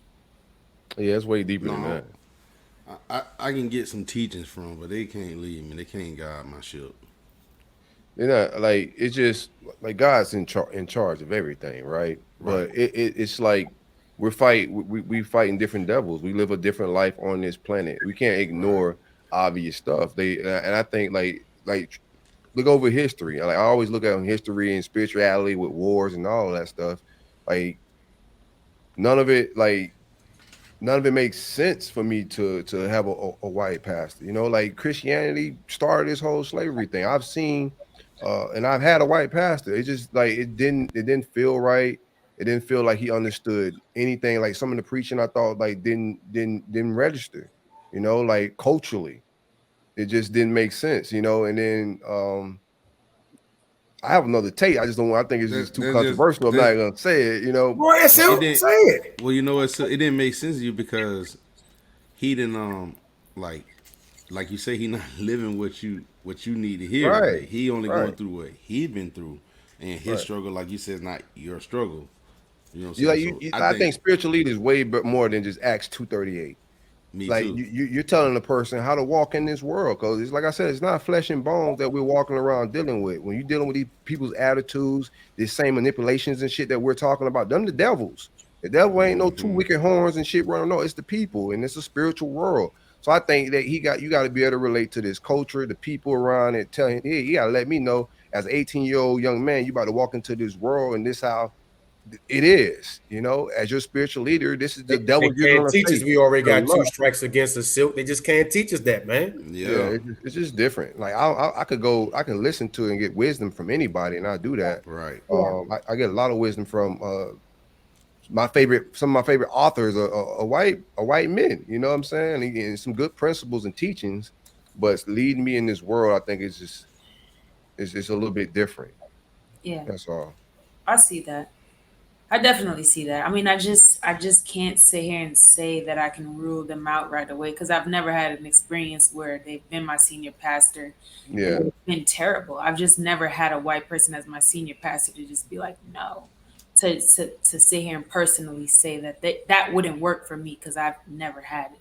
But would you confide in them, like Silk said he, had conversation with his? Would you confide in that white dude in any kind of way?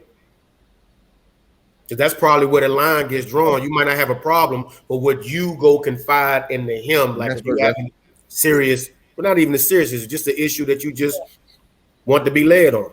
No, I mean, asking that question, I feel like I probably would best confide in a Black woman as my senior pastor. Gotcha. That's somebody that has probably or most likely been through what I've been through and can help me understand things in the way that I'm going to experience them. I feel like a Black woman will help me with that. Whoever you relate to the most directly. Right. Even if I feel like even if my spiritual leader as a Black man or a Black woman hasn't even been through what I'm going through, they've seen it. Right. You know what I'm saying? They understand it, or they've already heard it before, because it's probably like a cultural thing. That's why I said I don't think I can tap in like that with the other, with a white or any different culture. You know what I'm saying? Not just the white, culture. But that's how I feel. Somebody echoing. Yeah, some echo. But that's that's my take. I like I say, I can listen to it and be like, oh, he making a point. All right, I need to note that. But when it come down to, I had something going on down the street with Ray them. I can't go to Pastor Eric. You know what I'm saying? You better ask Pastor for bond money, man. It happens though. Yeah. You saying it, but the church pay bonds. They do it. Y'all church pay bonds? I got one for you. They take your dad a church pay bond? I got one for you. Like I'm not saying they just shit. I'm fit to pay a bond, but like I'm talking shit. When the members going through something, they'll come to the church and the church will take up an offering for them, or try to take up an offering for them. Dope. No, that's dope. They community do that. shit. I like that. Yeah, that's what the church dealt for. Yeah. Yeah, not if you ain't paying no tithes. You're gonna like, hey, nigga, like. But these members of the church, bro, I'm pretty sure, like, how you debate this man back and forth about the church, man? Because I don't want to. I want to understand. He's just talking shit, man. He's just talking shit. I'm just letting you know how the politics gonna work. You know, the tithes members, the members who've been paying their tithes all year, be like, hey. I said a member of the church, and I'm pretty like the most churches my dad I've been in they nice churches, bro. So the members got to be paying to keep it up. They don't do it no other way. Man, you talking your church business with Trey, man. Gio, real quick. Gio, what could you be spiritual? I know you can. I know you not. You the woke leader, bro. We're wasting our time on the podcast asking you some dumbass shit like this, man. Yeah, it's only so much that they know, bro. So their perspective is gonna be limited type shit. So, give us the real shit. Stop beating that is the real. I can't, because your perspective, you can't get to the level, like you said, to understand my plight. You feel me? You only know what we told you or what we showed you. So it's like that's almost redundant. So you'd have to go to something else. You feel me? Who's your spiritual leader, Gio? If we keeping it a bean, Usher. No, he got punched in the face. Not the Umar, bro. If we keeping it a bean, it'll have to be myself, and then once I do my rituals and go through that, the Creator will talk to me however she sees fit, and she'll give me the answers in whatever form that I need to receive it in. If we gonna be politically correct, man and woman. Okay. You gotta have a masculine and a feminine energy. You go through.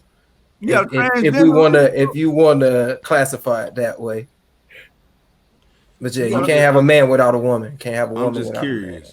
I hear y'all saying y'all own spiritual leader, but how you leading yourself spiritually and you ain't been there?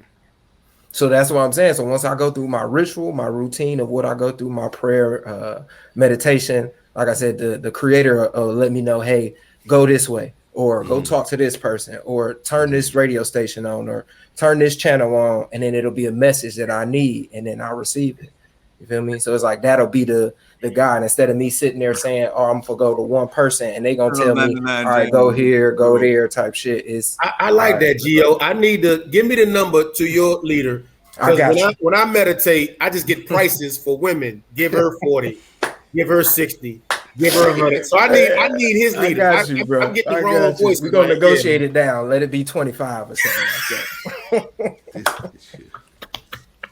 That's crazy. Now, but who mentioned Umar? Because Umar be spitting sometimes, man. Oh no, some full of shit too. Yeah, he is. I like Umar a little bit. So Umar got some good game. I like his whole shit. He bought the culture. Like he got a good agenda. He ain't vulturing on no shit. I don't think yet. Right. We'll find out later. But here's the thing we gotta learn. Silk. Vulturing? Give me some shit. What people? No. Here's the thing we gotta learn. Here's the thing we gotta learn. What's the expression? I might say it wrong. A lot of people aren't good at taking the meat and leaving the bones. Right. Like, I know it's gonna be some things Umar say, you be like, it's a little bit emotional off there, but it don't take away from the overall perspective. That's how I look at it. Anybody. I'm at the point now I can be like, I can use that, but the rest I just let it roll off my shoulder. I ain't gonna be mad at them. Right. If they doing it from a sincere place. Like he got sincerity, meaning we'll try to does. He just a nigga, just like the rest. Yeah. That's my only. That's the if you say you want it, he's a nigga just like the rest of us, but at times he don't want to admit that he a nigga. You feel me? And then when people press him about his nigga activities, it want to be a whole spectacle instead of it just being like, all right, if you was like y'all said transparent, then we could understand like, okay, this is a nigga moment. We gonna help you through it. You know what I'm saying? Whoopie wham. You want to deny it and make it seem like you can't have that. So now I'm gonna play the devil's advocate on that, Gio, because you're right. I'm not saying you are absolutely correct, but the flip side is black people got stopped putting Messiah titles on black people. Yeah, we are human. Funny. If I'm leading a nation or just a group of young men and I'm teaching them right, but I want to go have some titty smack my face, I'm gonna go ahead and titty smack my face, man. Come on, let me motorboat, baby. Yeah, that's real. That's real. We didn't watch our culture put titles on people that they didn't ask. Kevin Samuels wasn't a relationship guru. He was an image consultant. But we said call a relationship guru. He ain't no relationship guru. He was an image consultant. Kaepernick didn't say that he didn't want to play in the NFL. We put the title on him. Oh, no, now you got to go on and give to the Africa. We made him do that, man. I ain't say we, bro. The machine be doing it too. Well, that's true. That's true. And then the sheep. I stand corrected. My bad. You're right. Yeah, everybody, the sheep follow the machine. So whatever the machine say is good, bad, or indifferent, everybody just that's what we're doing right now. I stand corrected, but within us, we do that because we thought Obama. We're gonna have white slaves. Yeah. We're gonna have white slaves. Gonna get reparations. Like, no, he's just a politician. Yeah. Hey. Oh yeah. Shout out to the white slave gays. Well, Obama went on it. He got them boys them rights. Would you buy like I think like they're gonna have like the AI people, robot people gonna be a thing, and you could be able to buy. So you'll be able to buy you a slave. It'll be an AI slave. You gonna get you a slave, Lawrence? Oh yeah, you got to. Man, I'm gonna get the slave with the AI with the BBL. She gotta have BBL. You know what I'm saying? I wanted her to come from Colombia. She just got surgery, and I'm gonna have a BBL AI. Yes, indeed. That's what I'm thinking. You about to tap the robot? What you trying to do? Why hey, bro, look, man, save me some money. I'm going to electrocute yourself, boy. If I paid all up front, what? If I paid all up front, them $40 add up. I don't know if y'all get down, but them 40s here and there be adding up. And I don't even got it. You know what I'm saying? But you get you one AI robot, that 40 stay in your pocket forever, bro. Hey, it's still $40. It's roughing the inflation. It's inflation, boy. That's a bag of apples. You can't do shit with $40 no more. What you doing these 2 dubs? Been sending you a picture for $40. I can't start my car for $40. Where we finna go? Oh man, Gio, let's get into your gripes, my brother. Yeah. Real quick before we do that, man, we appreciate everybody calling in, showing love. One more time, that number is 404-939-5189. Show love, comments, concerns. Real quick, just another 2-piece. One of the gripes is it should be a limit on self-checkout, man. You shouldn't be allowed to have 2 carts full of groceries trying to go through self-checkout. That shit pisses me off, bro. Like, real shit. That's a lot of work. I ain't finna bag all that shit up. Funny shit. If I got a full cart, I'm not taking it to self-checkout on the full. Fuck that. I'm gonna skip so many products. Hey, Gio, where you shopping at? Wally World. Walmart. Yeah. We at Wally World. You take your pistol in there? Might as well. No, I'm good, man. I'm good, bro. They avoid me up in there. So you I need hate to go shop Walmart, somewhere. bro. I ain't gonna lie to you. Solve a lot of your gripes. too. Yeah, Walmart do have a lot of my gripes. I ain't gonna lie to you, Trey. That's where I get my my experiences from with the outside world. I just go to Walmart. It's gonna tell me what it's like out here. Self-checkout, like y'all really just letting them off the hook. I'm going to that line 9 times out of 10. Make them work. Yes, you finna swipe this shit and put it in the bag, bro. What the fuck is going on? I ain't come here to work. Like this is your job, bro. That's why more self-checkouts keep popping up. I'm like, they keep going to self-checkout. Ain't nobody gonna have right. No job. Man, I ain't come here to work. Y'all better hire some people in here. And you talking about 2 carts too? Bro, I'm talking about, man, they had like 2 cases of water, you know what I mean? Like 4 12-packs, a Sprite, and I'm like, dog, y'all niggas. And Gio, they move like this. Bruh. How did y'all get the oh man, it be the camera watching, you just going on, man. They be like, help is on the way. Like, damn, bro. Right. You knew this shit was gonna happen. This ain't no random selection. Right, man. Help is on the way. Shit before. Right? Nigga trying to scan some produce they can't even spell. Right. Damn, dog. I think. Trey, how do you spell asparagus? Oh yeah. Uh-oh. You asking a real nigga that? Man, look at it. That's the answer I would have gave too, though, Trey. I ain't gonna lie to you. What the fuck? I Hey, spelling bee. Hey, man, that's funny, man. Yeah, quick little spelling bee. He the nigga that brought up the fact that people don't know how to spell certain produce, so that's why I asked him. No, that's be the shit. I've been down Geo Road. That be the shit that's stalling niggas at the doggone self checkout. Is the shit that they got a keyword type in type shit. But you want to know how to spell asparagus? ASPARAGUS, motherfucker. Don't. You don't sound that bitch out. Oh yeah. He a chef, bro. He probably write that shit down. Let me ask you a word to spell. Spell rutabaga. See, Go ahead. Spell rutabaga. Rutabaga. Wait, hold on. Did you say rutabaga? No, he didn't say. You know what I said. No, I don't, because I don't know what that is. Rutabaga, spell it. You don't eat rutabaga? Just say you don't know how to spell that motherfucker. You gotta sound it out. Sound that bitch out. Come on, do it with us. Go ahead, Mike. Sound it out slowly. Hold on. RUDE. All right, hold on. She Googling it. RHU. Oh, looking down at your phone. Yeah. What phone, bro? Like, nigga, I don't even know. You got the glasses on. We see it. See reflection. Yep, we see the reflection. Trey, you got mad because I asked you to spell an easy ass word, and now you y'all turned the show into a damn spelling bee. Yeah, Aquila and the bee type shit. Turn this into a spelling versus. Here's a gripe in the comedy world. When comedians always gotta try to let you know that they working, and nobody asked you that. Like, it could be something simple. You be like, man, how your father doing? I just got back from Oakland.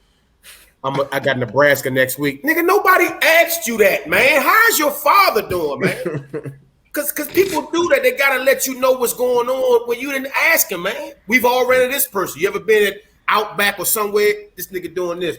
Yeah, man. I had 4 bitches last night, man. I kicked 10,000. There was 7 Dracos. I smacked the shit out the police. No, you did not, bro. You would not be in this Outback. Come on, man. If you did that. Yeah, and then you look at what he ordering. This nigga got a water and a baked potato. You're not living that. That's what I look at. Like the women be like, I got it like that, baby. You had that same drink since we walked in there. You don't got it like that. Let some of these men trick on you. You know, so like I'm observant like that. You don't gotta fake. You don't gotta fake, man. You don't gotta fake the funk. That's old school. You don't gotta fake the funk. Yeah, you show my age on that one. Fake the funk. Yeah, fake the funk. I know what fake jive turkey. Like, here's one for you, Maya. Let me see if you know this one, Maya. You're perpetrating a fraud, Maya. Remember that, Silver? You perpetrating a fraud, Maya. I'm not perpetrating a fraud too. Okay, my bad. I just don't know rutabaga. You still trying to figure out how to spell that bitch. Rutabaga was an old pimp from Orlando that put them niggas on. That's who Rutabaga was. He was an old school pimp, and he gave Silk and Trey the game. Trey is wearing a shirt that Rutabaga used to wear to attract his women. So that's what you're not understanding, right? I feel like Trey would wear that shirt. Huh? I feel like Trey would wear that shirt. Yeah, I'm a smooth ass motherfucker. You can't wear this motherfucker, man. You know what I'm saying? You can't put this on a regular ass nigga. You gotta put it on a motherfucking boss like me, motherfucker. Talk that talk, Trey. Talking Rutabaga. Talk that talk, Rutabaga. Hey, and I'm gonna water your vegetables later on, motherfucker. And it's gonna be super. Go ahead. I'm about to tap that asparagus, nigga. Mike ain't that damn good. Is rocking. Hey, my mic. I got extra sauce on my mic, motherfucker. Nobody been complaining about my mic. You don't want to say my mic ain't that good, so I'm gonna go ahead and elaborate on how great my mic is. But that you coming in and out. Yeah, you going in and out. Right? I'm trying to tell you. Pause that. Pause. Yeah, pause. That sounds nuts. That sounded absolutely insane. What'd you say, Silk? Say it again. He doing what? He's doing what? Going in and out. That's crazy. You know what? I shouldn't have said anything else about the rutabaga. No, that's okay. And the word still beating your ass, right? Like, goddamn, that was a good one. Why? Which was really fucking you? Like, why the fuck I said easy ass asparagus? I should have told this nigga something crazy. Yeah, I didn't know he was gonna try to throw it back on me, like spell rutabaga. Yeah, you brought some weak shit. Spell rutabaga. Whatever. Anyways, Gio, what's the next gripe? Let's get it. Last one is, man, I just don't like how people be negative, man. Like, if that's your first go-to thought, I know I'm not supposed to feed into that type shit, but that dude get to me. Yeah, that's a bitch. I hate negative people, bro. I get them the fuck from around me quick. Man. Yeah. Try to throw off your whole man. I back off like Homer in the bushes. It be smooth, like smooth. Where did Corey go? Right. Yeah, I'm out of there, people, bro. Not only the negative people, the woe is me people. Oh yeah, it always happens to me. Nigga, none of us been through it before. Man, none of us been through it before. Like you ain't been through that same situation before. You a repeat offender, and you still talking about some woe is me. They always try to dap you up. My uncle was like that. Try to dap you up on responsibility you supposed to do. Man, these niggas talking about coming at 5. I came in at 7:30. I'm not dapping you up on that, man. You supposed to be there at 5. Yeah. I don't know why they gonna get rid of me, man. Because you have no idea. Okay, woe is me. Okay, here we go. Yeah, nigga, you been sitting in the bathroom on the toilet stool. We supposed to be in here working. Exactly. Trey know the shit that she do, man. That's how you know. That's old school move right there. Everybody done pulled that trick off. Like you ever tell yourself? One time I sat in there, right? One time I sat in there, right? But I didn't put my pants down. So when I went back to work, the boss was like, "Bro, you weren't even shitting, man. You had Oh, he got you, Silk. Yeah, man. Pants on." Yeah, I'm like, yeah, you bent down. Nah, you can walk by the stall. You'll see that pants aren't down by the ankle. Like you got your pants, you can easily see that. So I got back to my he looked through that little hole in there like this, like you gotta put your hand up. That's some attention to detail. 5 minutes. Man. That was a call center, bro. That was rough. That was a rough job, bro. They was fucking on you like you was a slave or some shit when you went to the had to make that quota. They timing that bitch and all. Like you was in there such and such time. I was like, man, I had to go. You didn't even have your pants down. I'm like, God damn, bro, relax. Clear my mind. How about this? Did we all run into that person? No matter what you eat, they be like, let me get a little piece of that. They do the fingers like, no matter what you eat, you can be eating motherfucking fried raccoon, nigga, with the rabies coming off his. Let me get a little bit. Damn, nigga.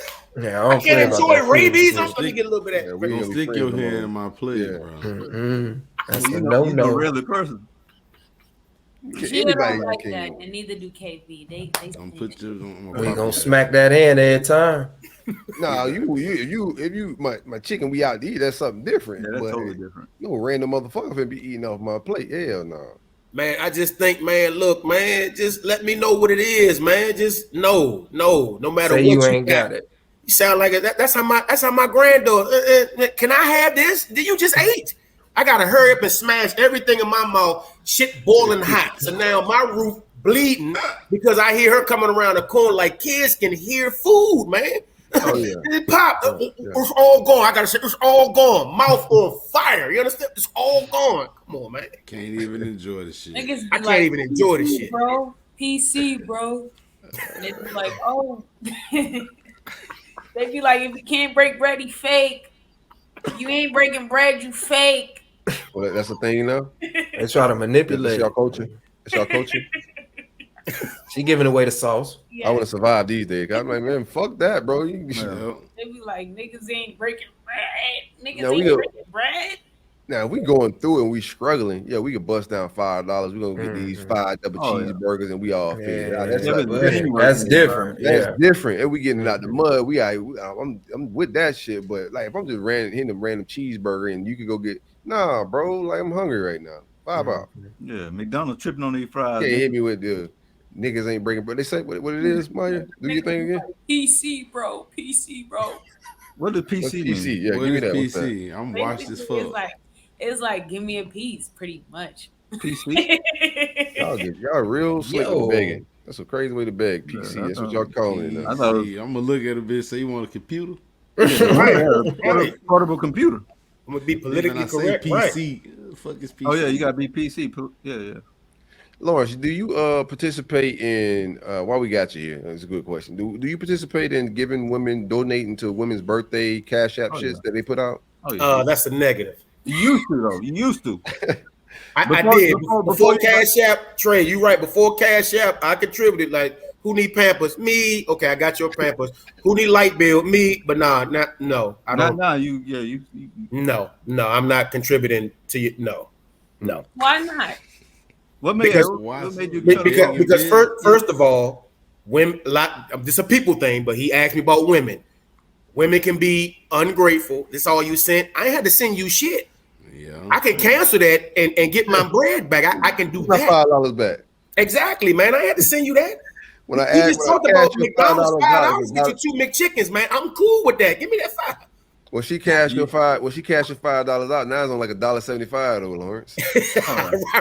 Yeah, but they ain't cashing out. That means she ain't got no bank account. That's on her. You know what I'm saying? They ain't cashing out. They ain't gonna cash out. They gonna swipe their card. They gonna let it stack up. But it's not cashing out. They getting every dollar. I got you. I don't contribute to the birthday fund. What'd you say, Sil? I don't know about the so you can get a card for a cash out. Yeah, you can get a card. What kind of broke nigga get a cash out card? A lot of people got the cash out card. Oh, Trey is the most judgmental motherfucker. Exactly. Also, crazy. So y'all got cash out cards? No, I don't have a cash out. Thank you. But it ain't about it ain't no thank you. You didn't. No point was proven, bro. It's just the fact that it's not a broke thing. Well, go get your cash out card. I don't have a cash app though, so I wouldn't get a cash app. Now, Silk, I will say this: if I'm cool, like meeting Maya, I'm glad Maya, you cool. Now, if Maya put up, birthday, her cash app sign, I might bless her with a 2 or 3. Oh, you trying to slick trick on the show? Look at that. I am. That's that slick trick shit. I am exactly. I give it, saying 200-300 pennies. But what I'm saying is that, but for the random ones that think, I was on a podcast with Maya. Maya, that's rich homie. I got her. Right. Send the 300, and then she be like 300. Then you can say real low pennies. Because it is. So. But the women, it just comes across as begging, man. I just don't like that, man. Just come across as somebody gonna bless you, they gonna bless you, man. Just I don't know. Here come begging ass Felicia. No, because I remember we talked about this on the we talked about this at another time, but it was like, women are begging, posting their cash app and shit like that. I've been seeing a lot of it. Hold on, dudes do it too though. Yeah, they do. Yeah, everybody do that shit. So, but is it begging or is it asking? And is there a difference between begging and asking? Perspective. What's the difference between manslaughter and murder? It's the motive. That's what it is. What's the perspective on asking and begging? I think I can ask you, for that box, Maya, and you might be like, he begging. Hey, Silk, don't bring him on the show. No, I asked you. And I offered to buy you some new shades. No, he's definitely so I asked. But if you don't like me, she'd be like, that nigga was begging on the show. Tell me something. You know what I'm saying? So that's a beautiful take, brother. You're right. Nah, yeah. What an outstanding take, man. That's masterclass take right there. That is masterclass. It's all about perspective. You know what I'm saying? You know the women who come across or people who come across as begging. Y'all know that, man. Yeah. You know what I'm saying? Just like somebody who owe you money and they get mad at you for asking for your money.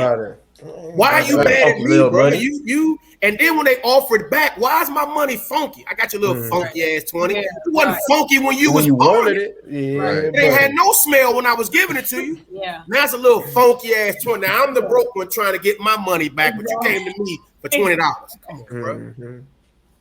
Come on, man. Nah, I hate that. I really hate having to ask somebody for my bread back.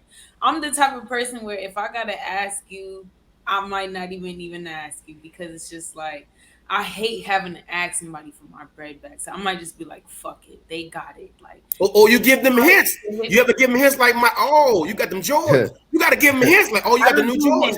Nah, I don't do I would have got mine, but I'm $20 short. Yeah,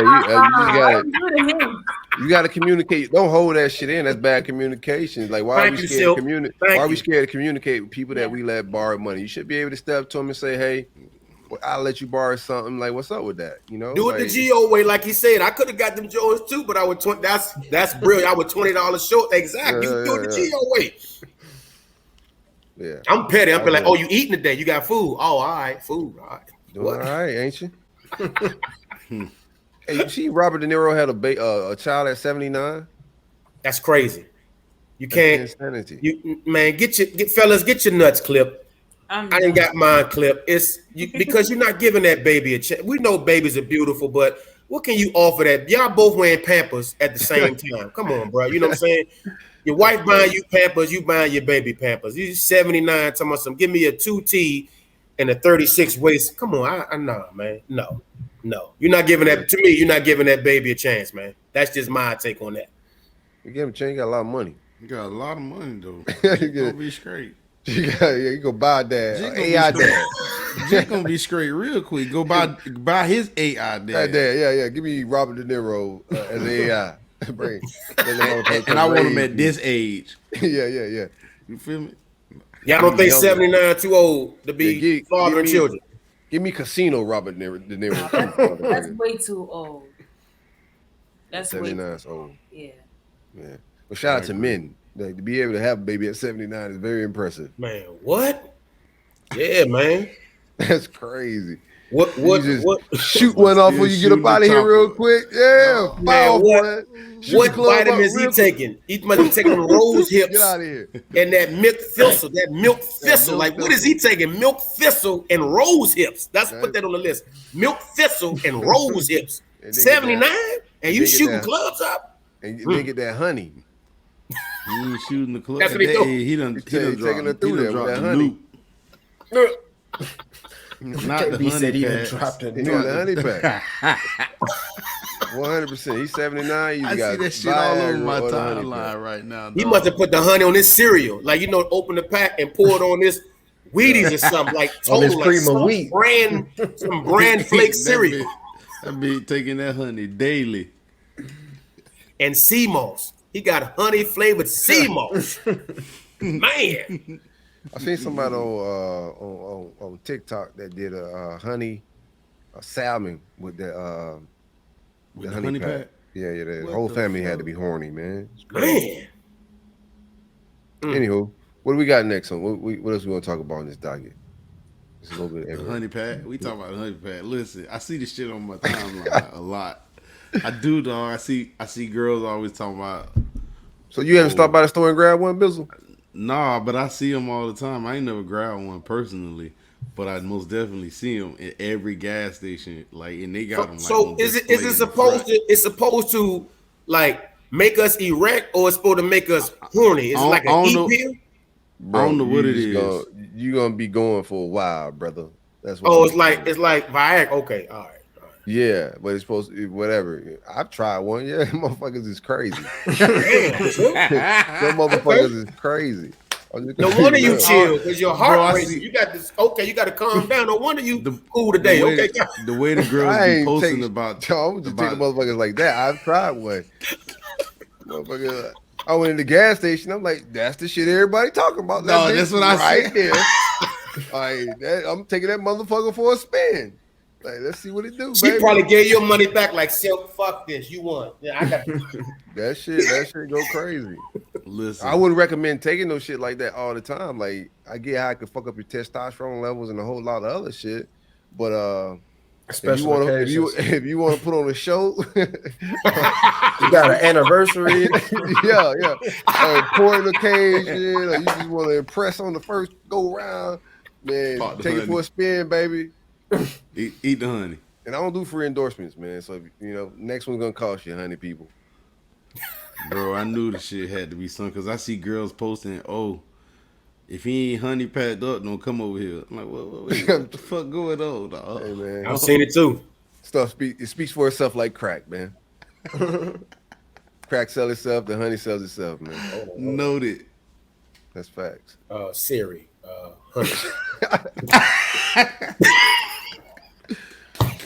Fuck that. My grandchild about to be older than my children fucking with that honey pack. I'm gonna have one of them weird families with an uncle 28 and the nephew 3. The grandfather don't want to keep smashing. That's gonna be one of them families. I gotta pick my uncle up so I can't go. What? Them families is always weird, man. Right. To me. You going to elementary school with your uncle and shit. Yeah, man. Crazy. I know a few. All right, let's do something serious and get up out of here. California is doing reparations. They saying task force voted in favor of multiple recommendations Saturday. Each eligible black resident of the state could get a minimum of $360,000. We'll see, y'all. When the rest of us tapping in. You want 360? You like the 360? I don't like that number. I don't like that number. I'll take it. I ain't gonna turn that bitch away. I'm gonna cast the check. None. Right. Like, takes, bro. Like, fuck. Man, that 360 ain't doing shit in California, Bizzle, man. Fuck that 360. Nigga, come back to me when you got some real reparation. So you gonna cash the check? First of all, expensive as California is after they tax it, probably get back 78 out of that 360. Right. And as soon as you finish paying off your debt, you're gonna walk home with 12,000. You're like, nigga, I'll get this back on my normal tax. So they got you, man. They got you, man. You ain't gonna get no 360 like that. They taxing that shit. I hope the niggas are satisfied with the 360. We can get them up out of here. And we gonna tax that anything the government get. The government is like the devil, man. Anything the devil give you is proven he coming back to collect. Anything the government give you money wise, yeah, okay. All this unemployment money and PP, we coming to get that back, Holmes. Niggas thought they was doing it with that unemployment money, man. I used to go over people's houses and do shows like in their living room. I'm seeing Dior bags and motherfucking Prada boxes. Say, okay, that shit was crazy, man. Like they gonna keep this bread forever. That shit fucked the economy up. That's why.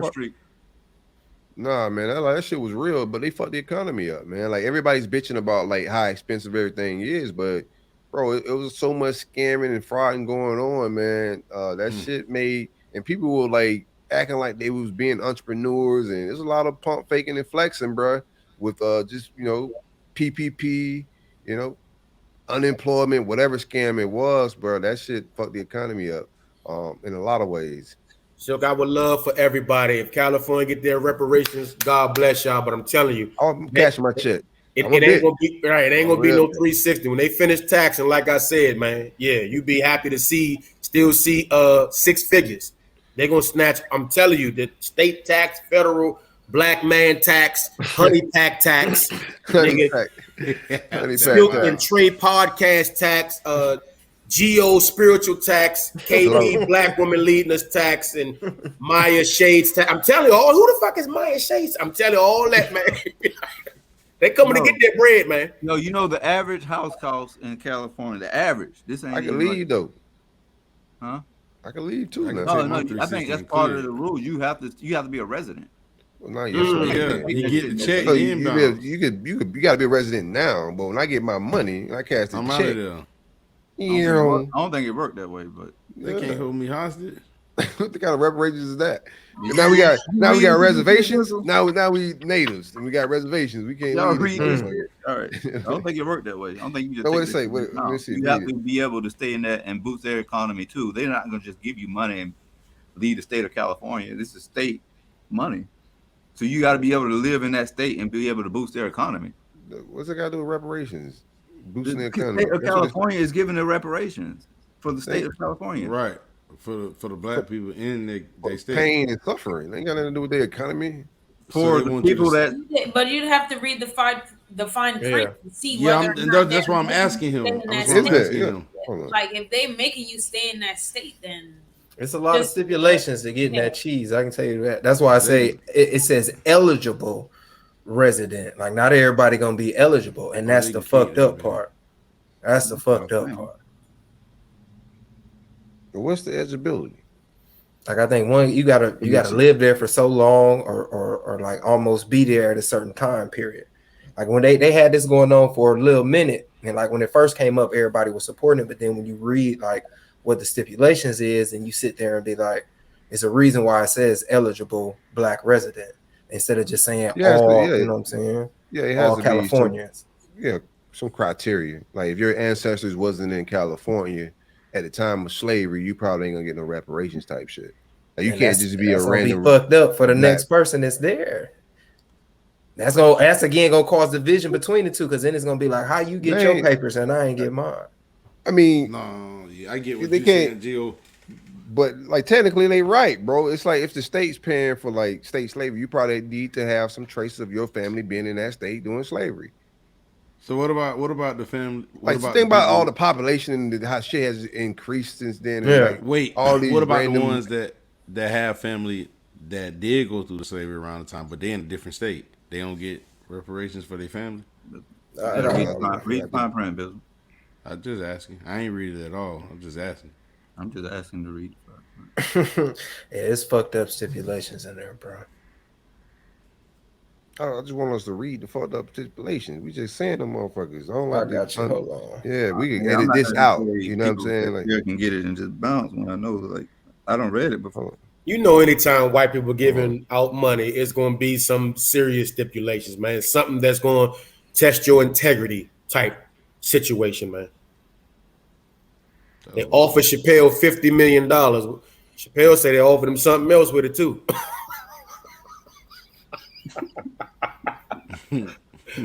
What they offer? He said they put that dick right on top of it. You know what I'm saying? You get this $50 million, but this dick come with it. Here we go. My man.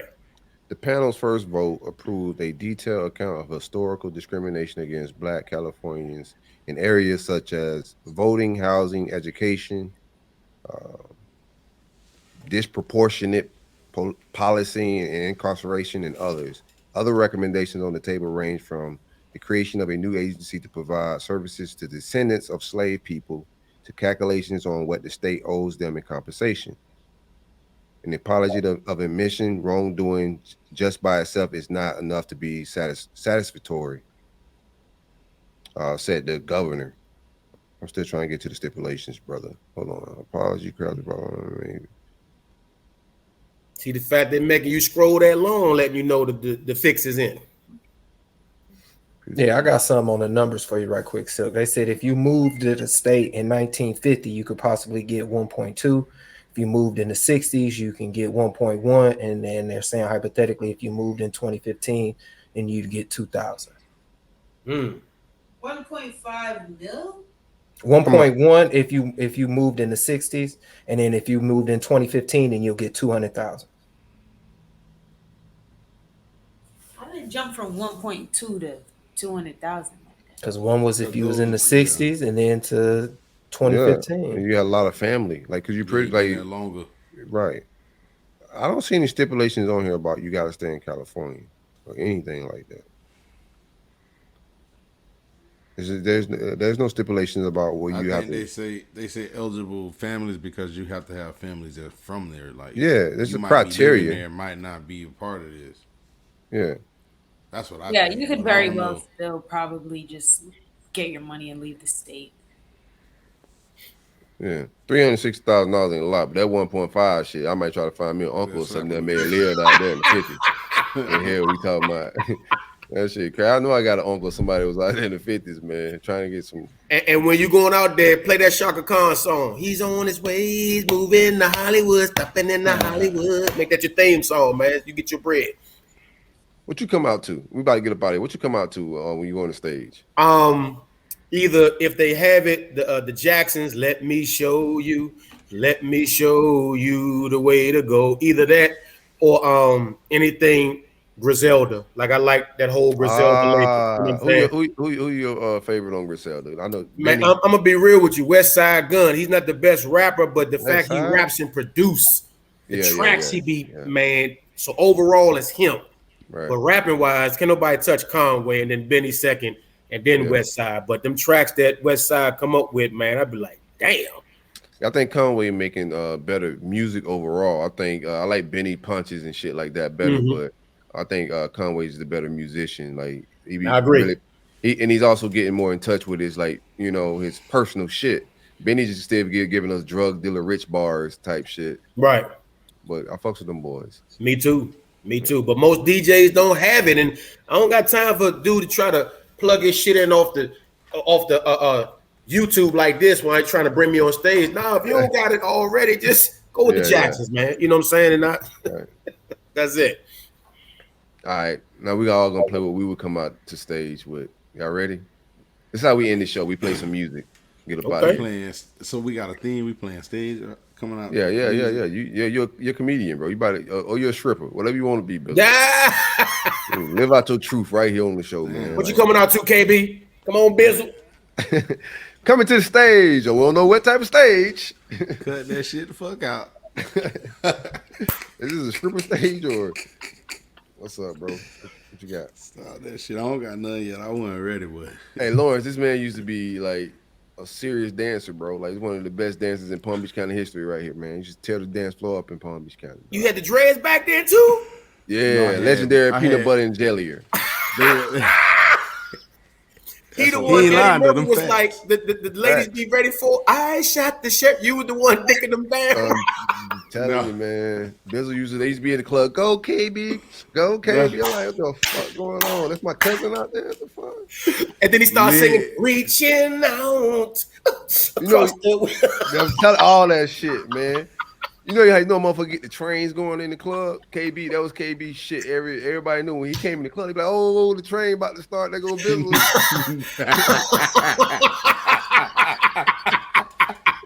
My dog used to get busy with that shit, though. Damn, Bizzle, that's how you got down, brother? Okay. Yeah. I was smooth, though. They throw the baseball up and do your peanut butter and jelly. He played a whole game, motherfucker. He ran a full court and all. Like, God damn. I definitely could do the peanut butter and jelly, bro. That shit was... Cross the bitch over. Like, what's going on, sweet. All right, let's get up out of here. That was the days. That was the days, bro. Come on, Trey. What you coming out to, Trey?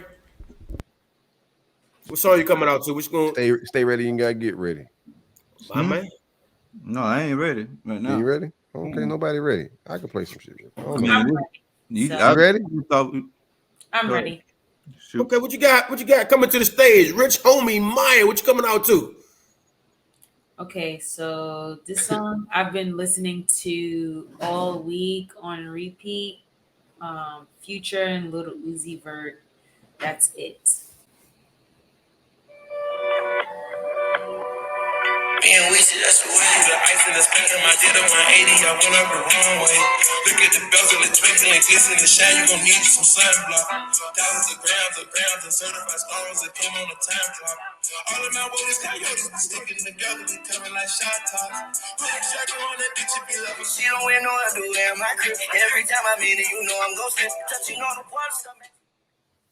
That's it. Okay, you must about to start responding to inboxes from niggas playing that song. And that's some shit to get you hype.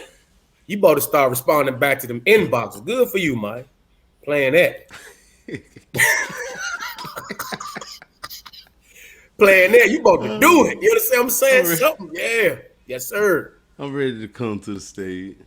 Okay. I ain't even gonna tell you. Y'all already know. Speak to him, Jesse. Yeah. Fly guy. I'm way more fly than you. That's right.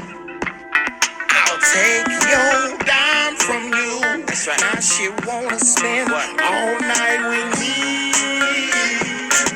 She wanna wake up with BCM, baby. Let me be the one that you roll me to. Throw it back, ma. Throw it back, throw it back, throw it back, ma. It's that end before 10. Gotta grab one quick. Get in 3 before 10. This is the vibe they playing when you walking there. Throw it back, ma.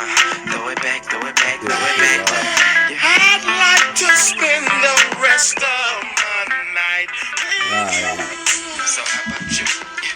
You about to go in inboxes. You about to respond. You about to go in inboxes. That's what I'm talking about. Get this music right. That's what I'm talking about. Forgot about that joint. That joint crank. Yeah, no, that shit timeless right there. I like that. That's either a club let in song or a club let out song. Either or. But a staple at the club. In my day. Yeah, South Florida vibes. Already. They definitely playing it. Mm-hmm. I'm gonna play some Coochie Wetter song. Oh, okay. I'm gonna play something different. We went coochie. Like that's a crunchy ass word to go to right there. Yeah.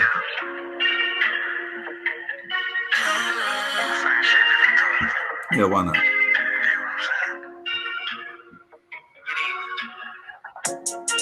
I'm still a nigga if they ask asking. I'm still that nigga if they asking. Yes, Too they much bought. with a bitch, I can't go back and forth. I'm still that nigga if they asking. I That's a done bop. ran it up to the roof, baby, you can see it. I done ran it up to the roof, baby, you can see it. Put panoramic all about her future, made it clear. She gon' tell me that I'm still that nigga if they asking. Yeah. Heard you fuck around a couple niggas. He put some crack in this motherfucker right here, though. I ain't gonna lie to you. He put a little bit of crack in it. I like that shit. He make good tunes, dog. He definitely can write, or whoever writing this shit or whatever he do. He just started to sound the same so much. Like after a while, you're like, all right, bro, you doing the same runs, same rhythm. That's all he got. He can't. Yeah, that's Doc Queef. Still that. No, that shit fire. I like that. He put a little bit of crack in it. A little bit.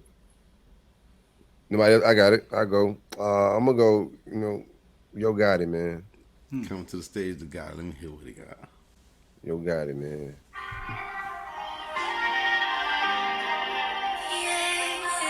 Forever. No matter shit that I'm going through, I know I'ma be alright. I tell myself I ain't giving up till the day I die.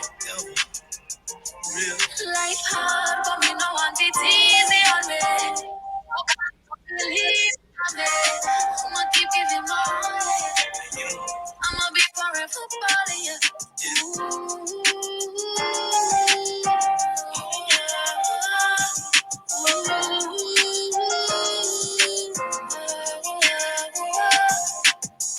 Yeah, I'm forever ballin'. Join the millionaires club, then I brought my dogs in. Who welcome the red? Who let the laws in? Nobody bigger than each other, nigga. We all men. Nobody perfect, and we all sin. No matter who go get that Grammy, nigga, we all win. I'm giving up till the day I die. I'm just gonna go one verse on that, man. That's my shit. Forever ballin'. Yo Gotti. Is that Shensia on there? Is it whose song is it? It's Shensia, whatever her name is. Shenisa, whatever. Shensia. It's Yo Gotti's track. As far as I know, it's on his double disc album. So let me play my favorite West Side Gun song. I ain't gonna be long. Now get off. Do your thing. We vibe. I shit while I'm on the ground.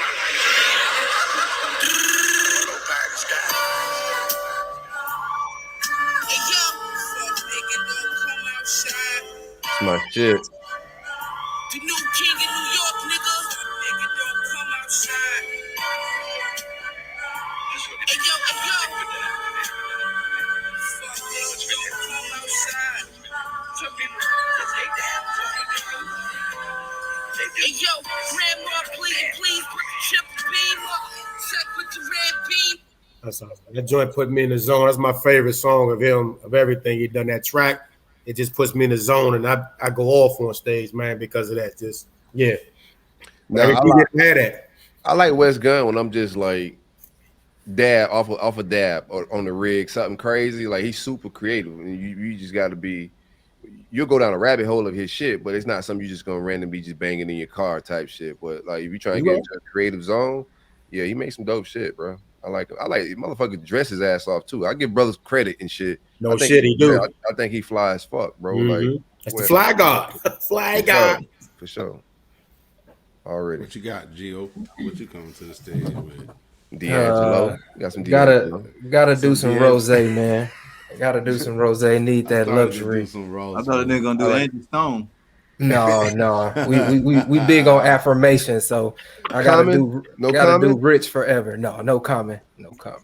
Talib Kweli. Talib Kweli.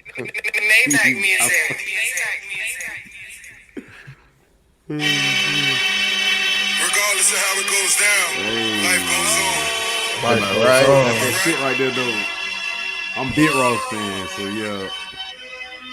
That's the dope, man. Every way we shed some tears, every day we sacrifice, so we could be standing here.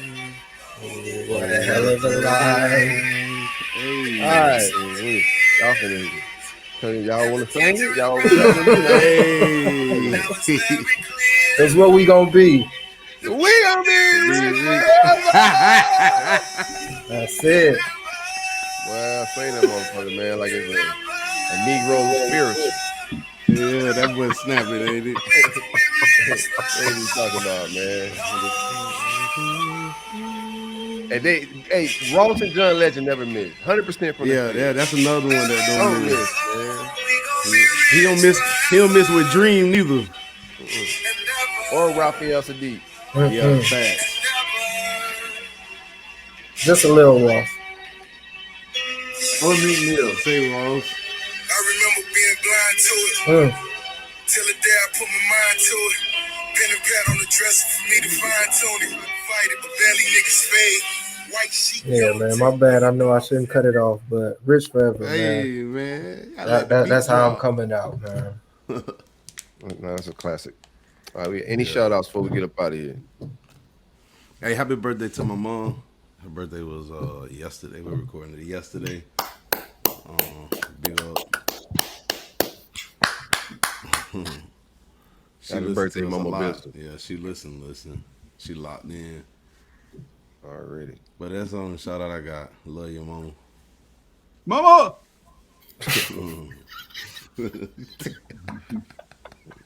Man, he's a Migo podcast. That's the ad lib guy right there, man. Yeah. He's just gonna jab and you gotta be Rutabaga Trey. Rutabaga Trey. You're gonna have a Rutabaga just in his back pocket of a random vegetable if you challenge him to a spelling bee on this bitch. Like Trey got the right vegetable that he struggled with one day that he couldn't spell already. Yeah. I might toss your ass when you keep on talking. I'm not gonna join the spelling bee, I ain't coming here for no damn test. I smoke weed all day. No, fuck all that, man. Shout out to people that left a voicemail. We didn't even get a chance to get to it. We didn't get to the voicemail. Y'all want to do it? Do the voicemail. We got time. Do the voicemail real quick. It's 2.5 hours in. Do the voicemail real quick. It'll take what y'all think? No? Next show? Next show. All right, we'll do it next show. We apologize. Leave more voicemails. We'll catch y'all next show. Culture Uncut podcast. I don't have any shout outs. I appreciate the love. Anybody that clicks play, like our shit, share it, comment, all of that. I appreciate the support.